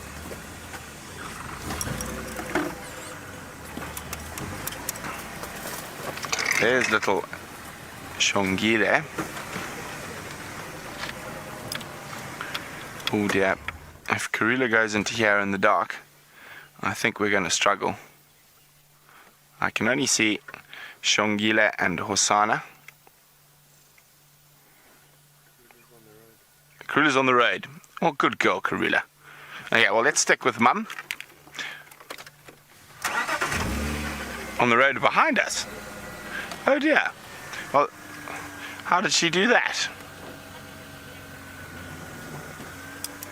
There we go. Hello, little man. Now, Susan's wondering, have I ever seen a fishing leopard? I have. I have seen them take catfish out of mud wallows before. And I've seen that in Botswana. Well, there we go.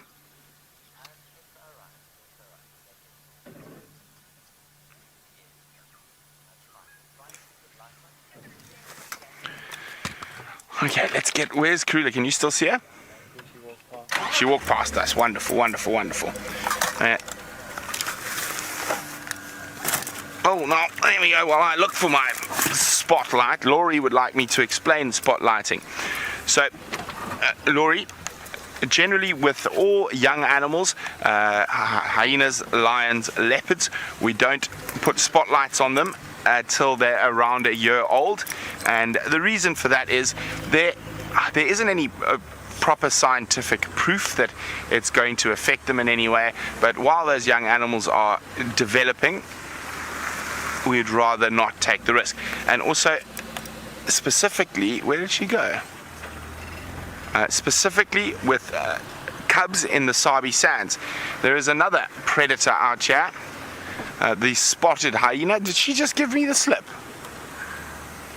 And the spotted hyena is highly intelligent and has actually learnt, often where there's a spotlight there could be a predator with another kill.